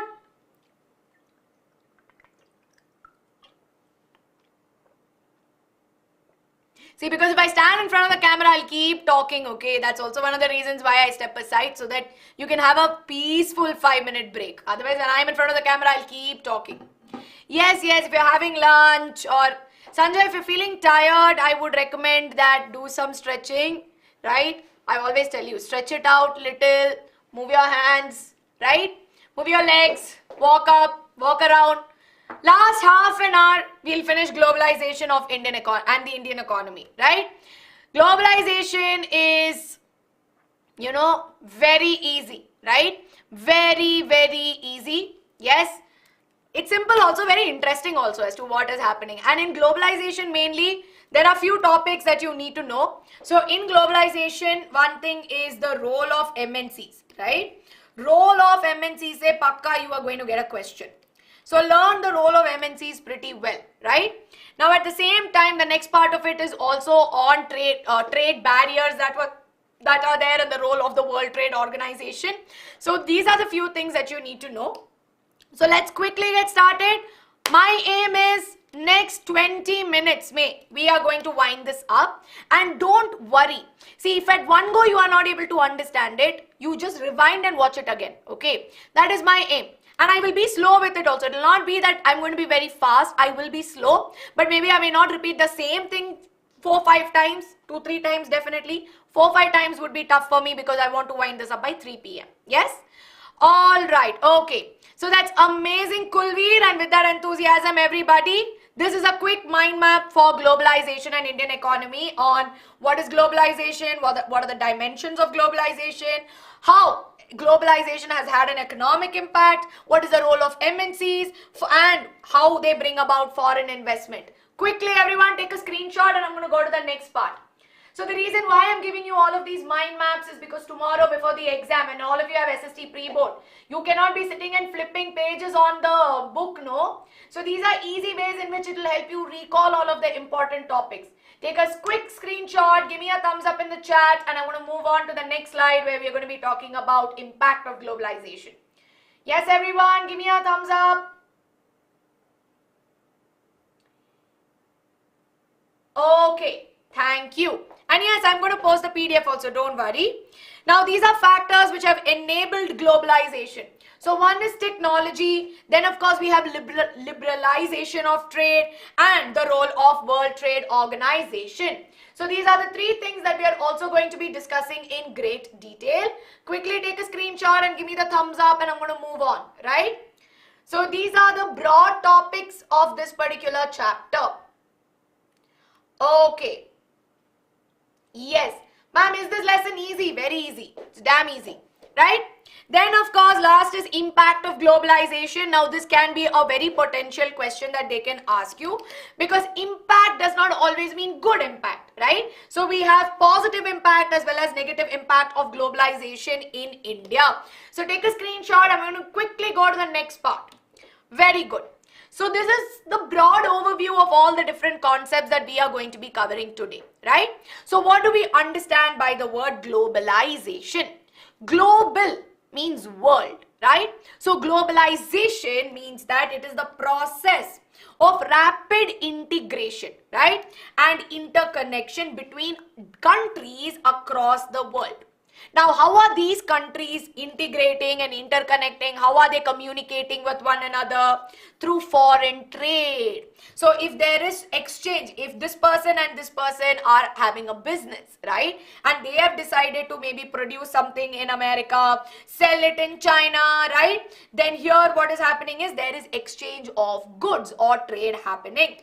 And along with that, if a country from maybe, Europe invests in India, right? And they, maybe bring some money, they bring some capital and they say, you know what, we want to give you 10,000 rupees and we want you to build something like this. So then they are investing, right? So when this investment, when this money, when this capital is not coming from our country, but it is coming from an outside source, we call that as a foreign investment.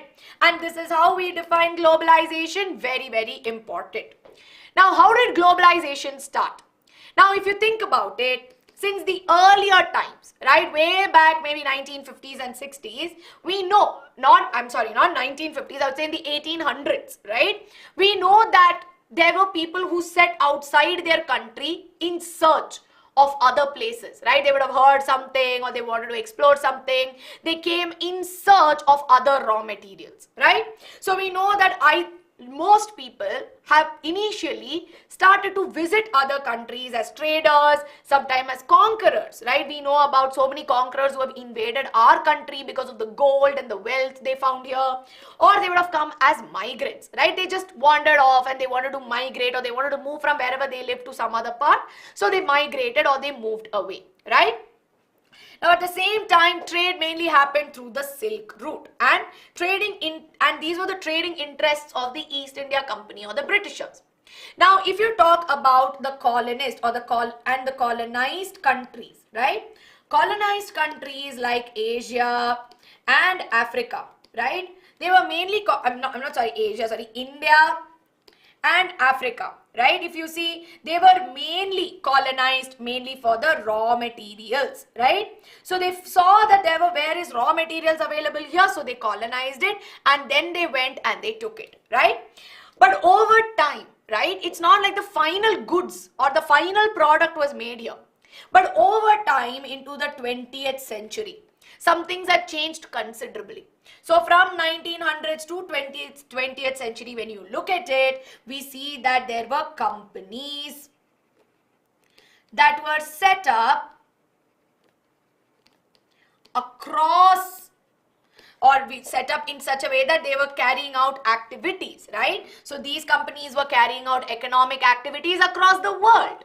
And these companies were called as MNCs or multinational companies. So if you look at it here, companies which are very popular, right? For example, if you look at Google, yes, you look at Google, you look at, maybe Samsung, Microsoft, IBM, all of these are MNCs. And how do we define an MNC? An MNC is, or a multinational company, is a one that owns or controls the production of a particular product or a production of a particular good across or more than in one country, right? Which means that if, let's talk about maybe Samsung, right? Samsung is a huge MNC. And they have so many production places, right? From different parts of the world, right? From different parts of the world, in different parts, different things are manufactured. In some place it is assembled. And then you get your Samsung mobile phone, right? So in this case, if you look at it, what is a multinational company? Multinational company is a company which owns or controls the production, the manufacture in more than one country. That means that manufacturing is not happening only in India. It's happening in China, it's happening somewhere in Finland, so on and so forth, right? I'm giving you a random example. So mainly what it does is it will produce and it will sell different products and services across different countries, right? And we see that they are connected. So this way, by production, selling, they are connected across different countries, right? Which is why if you see, there will be a Samsung you find in India, there'll be a Samsung if you go to US, there'll be a Samsung if you find in Europe, right? So that is something that you find, yes? But how do these MNCs function? How do they decide that, okay, we should come to India or this particular place is where we need to set up? So MNCs locate their business operations in different parts of the world. And they do it in such a way that they reduce their cost of production and they increase their profit. They don't see, let's be smart about it, right? Imagine if I own one company, okay? This is called Aishwarya Limited, all right? Now, Aishwarya Limited is going to be producing, or it will this particular company of mine is going to manufacture textbooks, okay? And these textbooks that is going to be manufactured, I want to sell it across the world, right? So I want to bring textbooks for, maybe in Japanese language. I want to have textbooks maybe in, Korean, right? And then I want one in German. Yes, and I'm also going to be having it in English, okay? Now the thing is, when I am going to set up my company, right, I need to also manufacture these textbooks, right? Now imagine if I set it up, I realize when I wrote TXT, it also represents a band, but let's not digress from there. But when I set up my production, right, that means that my manufacturing when I'm going to set up. So for setting up my factory, we know in manufacturing industries, we have learned, I need to have raw material, I should have access to, many things. Now in this case, if I set it up in India, I will be able to manufacture it at a low cost. Now, if I may going to open up a manufacturing industry, Understand this, right? If I manufacture it in maybe US, I'm going to pay double the amount, right? So in this case, for me, my manufacturing industry can be set up in India only, cheaper. But I can take whatever I get, my final. So my textbooks have come. I've got all my textbooks. They are here with me. My textbooks have come. All the selling, wherever I want to go sell it, I can take it to US, and there I will have a bigger market to sell. So that is how they decide where what needs to happen. So the intent is that they set up in places which reduces their cost of production. How much money I am going to spend in producing my product is going to be less. But I will also make sure that it increases my price, right? Increases my profit. So here mainly they're not just limited to selling goods and services for one country or different countries. They produce them globally. So if once I start producing in India, I'll be like, oh, for Japanese I can produce in Japan only. For Korean I can produce in Korea only. For German I can do it in Germany. So then I can start my production across, which also means that my money will double up. So this is what MNCs do. And how do they choose their location of business? Few things are there. First is availability of labor. Both skilled labor and unskilled labor, they will try to find it at a cheap cost, right? Somebody who wants 10 crore for salary and all, maybe they may not be able to afford, right? Proximity of production. See, that was a joke, okay? Like, that's not serious. Proximity of production units with market. So this is what I was telling you about producing in India and selling in US. If, of course, like if there is closeness, they try to make sure that wherever production and selling happens, they try to keep it closely, right? It's not like in two extreme corners where they are. And availability of other factors of production like land, money, raw material, all of those things also need to be there. They cannot come to one place and they decide, oh my God, I wanted, to have a thermal power plant, but I don't have any of the raw materials for it here. So, that doesn't work that way. And of course, they need to make sure that wherever they set up, right, whichever country they go to, they must be in line with the laws of the country, and of course, they need to be environment friendly, so on and so forth. So are we clear with this so far? Are we clear? Everybody give me a quick thumbs up on what is MNC, how do MNCs work, right? How do they do their business, and how do they choose their location of business? Are we clear? Yes, or have we gotten lost with what is what? Everyone, give me a quick thumbs up or a yes. Any indication that we are good to go? Very good. It's very simple also, okay? It's not very tough. So now we need to understand on how money, right? We're talking about foreign investments. So how is this money flowing through MNCs for the country? And how is it that setting up an MNC is improving the economic activity of that country? How is all this contributing? So when you talk about an investment, right? Investment is spending money in anticipation that they will make money. So tomorrow you come, okay, and you tell me, ma'am, I want to have my own grocery store, okay? Or if my friend, okay, let's say Ankita ma'am comes to me. Ankita ma'am has come to me and Ankita ma'am is like, I think I will have I want to open up a grocery store and I think it will do well in my area. There is no grocery store. People are not there. I think I should open up a grocery store.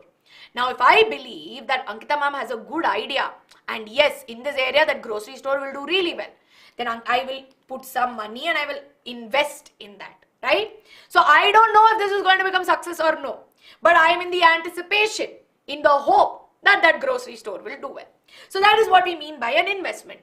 Now when an MNC comes, right, we see that it is bringing money or it is investing money in a foreign country, right? So when an MNC invests, so imagine if I am from India or maybe I am from US and I see potential in India, then I am investing money in India.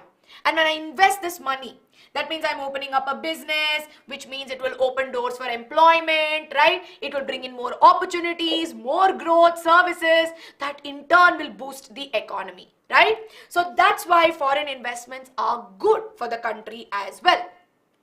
Now, how do they do it? Like, how do they exactly expand, right? How are they exactly expanding? So there are few ways in which they can expand their business. One is they bring in a subsidiary company, right? So subsidiary that is there, right? Subsidiary is a smaller company. So for example, if you have to look at it, right? So if you look at Disney Star or Hotstar that you see, Disney Star that is there is a subsidiary of the Walt Disney Company that is there in India. Or if you look at YouTube, YouTube is a subsidiary of Google, right? Google has so many things under which YouTube is one part. So what they can do, right, is that they can set up a subsidiary company in another country and they can run it, right? That is one way of doing it. Now the second one is when they start collaborating. So they can either collaborate with a local company.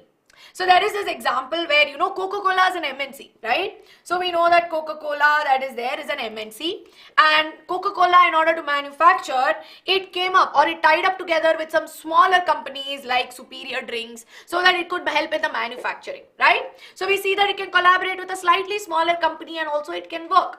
So it's kind of like, imagine if there was a, you know, it's a simple way of doing it. Now at the same time, another thing that they can do is to buy the local business and then expand, okay? So earlier they'll either set up a Chotu company, or what they will do is they will tie up with a global one that was there, right? I mean, tie up with a local company. Third one is to buy it. And the textbook example that is given for all of you is that of Cargill Foods, which bought an Indian company that was Parak Foods, right? Now Parak Foods had control over 4 oil refineries. And now based on that, once they bought Parak Food, this Cargill Food, which was an American-based company, got power, right? So they got the power of all the 4 oil drills, and of course, at the end of it, right, we know that they ended up making a lot of profit. Now the last one, of course, I know you can't see, so I'm just going to move this side, is of course to outsource raw materials or, you know, services, finished goods. So basically there will be small, you know, there'll be like small scale producers who will be there, who will either give them half of the goods done or fully finished goods, right? And it will probably be produced in one part and sold in another part for greater money. So when you think about it, all your garment business that is there, mainly garments, footwear, and you know, sportwear, all of them are actually produced in by small producers, which is why when you look at the tag of these garments, it will say made in India or made in so and so place, and then it will be sold at a much higher price, right? So that is one thing. And as a matter of fact, right, Nike, we all know Nike, right? Nike is very famous. Nike is a popular sports ambassador, popular sport brand, which is a US based company, and it is known for shoes, apparel, sports equipment manufacturers across 38 countries. 38 countries it is manufacturing across, wherein it owns around 464 factories, and it employs more than 11 lakh people. So can you see how an MNC is able to do this, right? Including India, exactly. As a matter of fact, you know, I just started reading, funnily though, that this example has to be here, I actually started reading the autobiography of the founder of Nike. And I'm just in the initial pages, okay? I just started reading. So the initial first 3-4 pages, one thing that I read, which was very funny, was that he was very inspired, okay? So when he was in his master's and he was doing his thesis and presentation, for some reason he was very fixated on shoes. He was fixated on shoes, type of shoes, and how he's like, you know, Japan can be the next, you know, Japan can be the one who's going to be manufacturing these sportwear shoes. We should get into it and all of that. He was telling his classmates, and his classmates were all very bored. They were like, what are you saying? Shoes, who cares? What are you talking about? And then he goes on and he talks about how that one day when he was cycling, right? He was cycling and he decided that no, I think this is going to take me somewhere. You imagine one idea, one spark, one thing that he read at some point in some class actually made him to do what he is doing today. So for all of you out there who are thinking, ma'am, why are we studying this? You never know. There's always going to be a point of time when something probably that I told or any of the teachers here told you will give you a spark, and tomorrow you might be the owner of some very big MNC. You never know, right? But it's nothing that you should dream short. Anyway, coming back. So now that we talk about MNCs, right? The main thing about MNCs is that it was facilitating foreign trade. How was it doing it? It was facilitating movement across goods and services between countries, allowing people, right? So when they're setting up across countries, people are also getting involved, right? That means that there is a spread of people, ideas, technology. So from US, when he is moving to different countries, there are people from those countries getting involved, which also provides opportunities for people, for producers to sell their product beyond the local market. So Nike is no longer restricted to US. It's a worldwide thing now. And we see that at this point, when Nike comes into the market, or we have Adidas, we have Puma, we have so many options, right? So people, as consumer, I have so many options to buy. And if this is the case, if consumers get so many options, then people who are producing, right, they will be like, okay, now we cannot, do some random thing and go, right? They'll be like, we have to be a little more careful. Yes, we need to provide good quality to the consumer so that they pick our product. So what are some of the benefits of foreign trades? Benefit to the producer is that there is expansion of market beyond domestic country, and it opens new sources of capital and raw materials. And for the consumer, we also see that there's increased choice of goods, cheaper prices for similar goods, right? So with this, we understand globalization and the role of MNC. There are disadvantages of MNC because MNCs can also disrupt the local businesses, right? MNCs can disrupt it, and as a matter of fact, more than MNCs particularly, I would like to tackle that in the negative aspects of globalization. So I will tackle that there. So now that we understand what is globalization and how MNCs are largely contributing to it, let's understand the dimensions of globalization. Because I told you there is migration of people, there is migration of, we see that there are a lot of larger impacts. For example, if you see, if a country, right, or if a company is set across multiple countries, then we also see that event in one country can affect the events and policies of another country.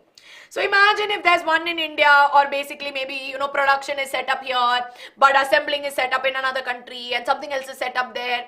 So at this point, all these countries are interlinked. So what decisions are taken by one country can impact the other country also, right? So there are political dimensions, but we don't need to go into political dimensions, right?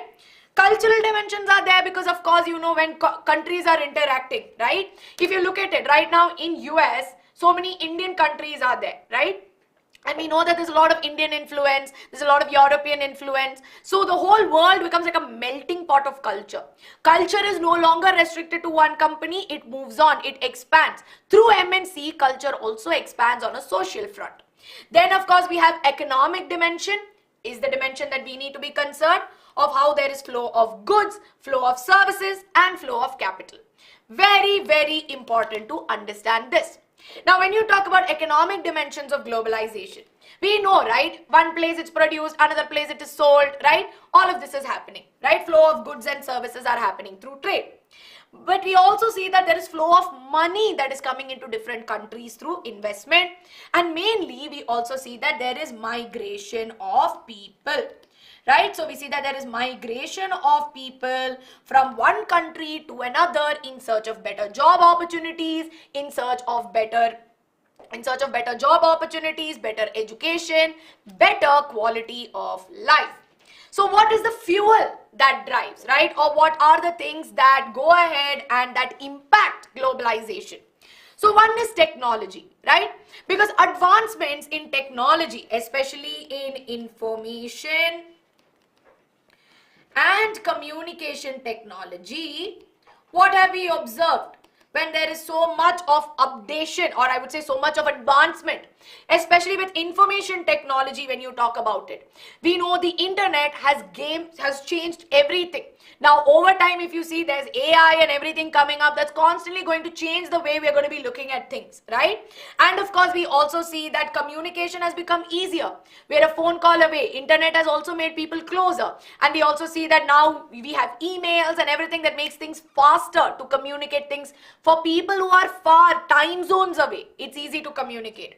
Along with that, we also see that there is satellite communication, telecommunication, fax, television, and so on. And of course, when we talk about the improvement or the contribution of transportation and improvement in technology in transport, we also see that over time we've been able to reduce travel. Air travel has made connectivity so much more easier, right? Cargo ships have made it very, very easy for traveling, transporting large goods and reducing the overall prices. But the next and the most important one is liberalization of trade. Now, of course, one thing is that we connect different people together, right? But the thing is, when we are talking about globalization and improving the economy and investment and money, it's all coming back to one thing: exchange of things, exchange of goods and services, right? Now, it's very easy to say that, yeah, I can just go to US and sell this, or US people can come and sell this. It doesn't work that way. As a matter of fact, only recently there has been some liberalization. What is liberalization? Liberalization that is there refers to the removal of barriers or restriction that is set by the government. Now, why were restrictions set in the first place? Like, shouldn't trade be free, right? Shouldn't we be able to easily go to Egypt and maybe, sell whatever we want? Or tomorrow if I decide to leave India and then maybe go and settle in Germany, then I should be feeling free to maybe set up my own shop or, do whatever I want or buy things from there and here. Things should become easy, right? But it's not, right? Because if you see, after colonization and after the British left India post-independence, we saw that our country was very weak. We had been looted. Our economy was not very strong. We could say that we were having a very weak economy. Agriculture was not doing good. Industries were not good. And this was not the time to be exporting things. Imagine if agriculture, we are getting 1 kg of rice. Out of which, imagine I'm giving 75 grams of rice to maybe people in Europe. And I'm giving only 250 grams to my country. That doesn't work that way, right? So here what they did, in order to support domestic producers, to take care of the people in the country, what they did, right? What they did, they protected or they made sure that they limited foreign trade. And this was to also protect from foreign competition. Because people who had money and who could afford all these things, if there was a foreign brand coming to our country, they'll go by that only. They'll be like, I don't want Indian brand, I want foreign brand because it's exotic. So they also wanted to protect the people in the working sectors, which is why there were restrictions on foreign trade, which we understand as trade barriers, right? So trade barriers are the trade policies or the exchange policies that are designed to restrict trade with other countries, okay? So very, very important one, make a note of this, right? Very important. Not really actually, because our economy was already pretty weak, right? And there's a lot of injustice that was happening to our country because there's no point in having money if you're not having the quality of life, right, Arjun? So I don't think it would have been fine per se. There would have been other problems anyway, right? So in this case, if you see, these are trade barriers, right, which were set up. What are the trade barriers? One is taxes, which is why normally when you look at it, right, we see that for things which are imported, no? So for things which are imported, imagine I am importing some really yummy grapes, imported grapes. There will be taxes which will be charged on that. And we call these taxes as import duty, okay? And we see that these taxes, so it's there for all commodities that come from abroad, which is why international commodities, like imagine if there's an international brand, maybe like, I'm not able to come up with any, I don't know, I'm not able to come up with anything right now. But imagine if there was an international brand and there's an Indian brand. So you have imported grapes and you have regular Indian grapes, right? So your regular Indian grapes will be probably charged 1 kg, maybe 50 rupees, right? But your imported grapes will be charged 200 rupees. Same grapes, but this is imported. So hence you have import duty on this. Then you also have a concept of quota, right? Quota is basically the number. How much of imported things can, or how much of commodities can be imported, right? So that is something which is very important. So quota, how can you say? So basically that only this much amount of rice, X amount of rice is going to be transported. Y amount of rice is going to be imported. Yes, more along the lines of quantity, right? That is what we look at. And along with that, we also know that there's increase in price of imports and limited quantity of goods that get imported. So these are the trade barriers, okay. But what happened was closer to 1990, when our economy started to improve and things started becoming better, the government felt like, you know what, I think we should open up the trade policies. We need to liberalize the trade policies a little more. And I think that this will bring out the quality in the domestic products also, right? People will start focusing on it, which is why they came up with the economic reform policies of 1991. Right? So in this case, if you see, there are policies to open economy to the rest of the world. There is competition to improve the performance of domestic producers, right? And there were fewer restrictions on foreign trade and foreign investment, which allowed more foreign trade and investment to come in. And this also gave the liberty to private companies to make their own decisions, right? And of course, this also gave an opportunity for them to set up offices in India. Now, this particular decision, right?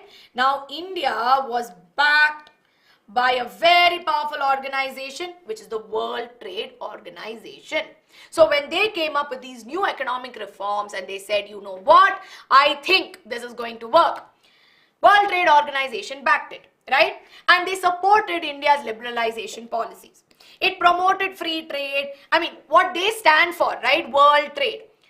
Barrier of state. See, barrier in state is also there. There are some commodities which you cannot take outside, like especially in union territories and all, which are sold for cheaper rates, no? There are some places which they don't allow things to be taken out of it, right? It's there in states also. But we are not going to go too much into detail of it. So what is liberalization? It is a freeing, right? It is basically removing restrictions. That is what we understand as liberalization, okay? All right. So coming back to World Trade Organization, they supported, they're like, yeah, India's liberalization policies are good. And in general, they supported free trade, right? So what they said is, trade should never be restricted in the first place, right? Because they are like amongst the world. Things should be freely moving. Only then development will happen, right? And they wanted to remove the trade barrier. They wanted to restrict trade barriers altogether, and they wanted to promote more economic cooperation. They felt like, see, if we want to improve as a society, then we need to do it together.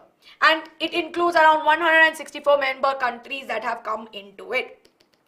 But then again, there are a lot of things, okay, because the World Trade Organizations, if you see, right, there are developed countries who are a part of it, right? And there are developing countries also. Now, developing countries like our country is bound to follow the rules and regulations of the World Trade Organization. But some developed countries like US, right? They don't tend to follow the rules. They break rules. Yes? Now, the thing is, the example which is given in your textbook, agriculture, right? Agriculture is heavily subsidized in US. What does that mean? Heavily subsidized. That means the government will give lot of money to US farmers and they'll be like, take, and you do agriculture. So basically what happens is that they make a lot, like the farmers don't really spend a lot of money, they're getting a lot of it and they produce a lot also. Now what they do is they sell it at a very low price. Okay, they sell it at a very low price. Then what happens is that the government will then export the same low priced product to other countries at a very, very high price, right? High price pay.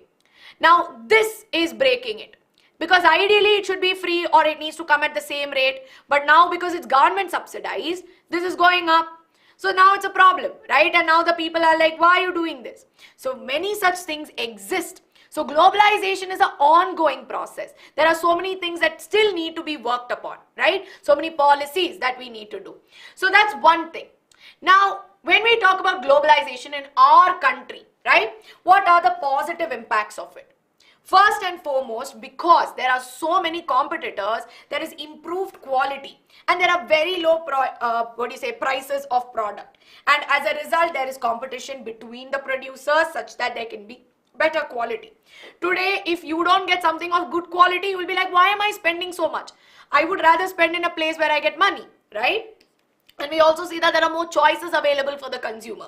You go into a market, you go into a supermarket, only you will be able to see one brand of chips you will never find. You'll buy 10 brands of chips. But in that you like one brand because you love the quality of it. And that's why you pick it, right? And of course, this has heightened the standard of living, which also equates to quality of life, and that's what we look for in development. And of course, increased investment in India, which opens to more job opportunities, opens up more industries, manufacturing industries like automobiles, automobiles and electronics. I don't know why I said breakfast. Automobiles, electronics, fast food, banking, many services open up. Now, along with this, we also see that there's a benefit to local suppliers because outsourcing are there, right? And yes, people do enjoy a much higher standard living than possible, right? Now, we also see that there's emergence of many Indian MNCs also. Like we have, Infosys, which is a very popular MNC which has been set up all across the world. And this also gives chances for growth in IT sector and gives out outsourcing in jobs and services like data entry, accounting. All contributing to development, right? Now, of course, when you talk about negative impact, first and foremost is the fact, like I told you, is resistance to free trade. Because developed countries are holding barriers. They are having trade barriers when they shouldn't be. And developing countries are forced to practice free trade. So there is a disparity here. Now, as much as MNCs are good, MNCs are also affecting small scale producers, right? Homegrown products sometimes get affected or they get overshadowed. And we also see that MNCs have the ability to bypass, or at times they bypass the labor law.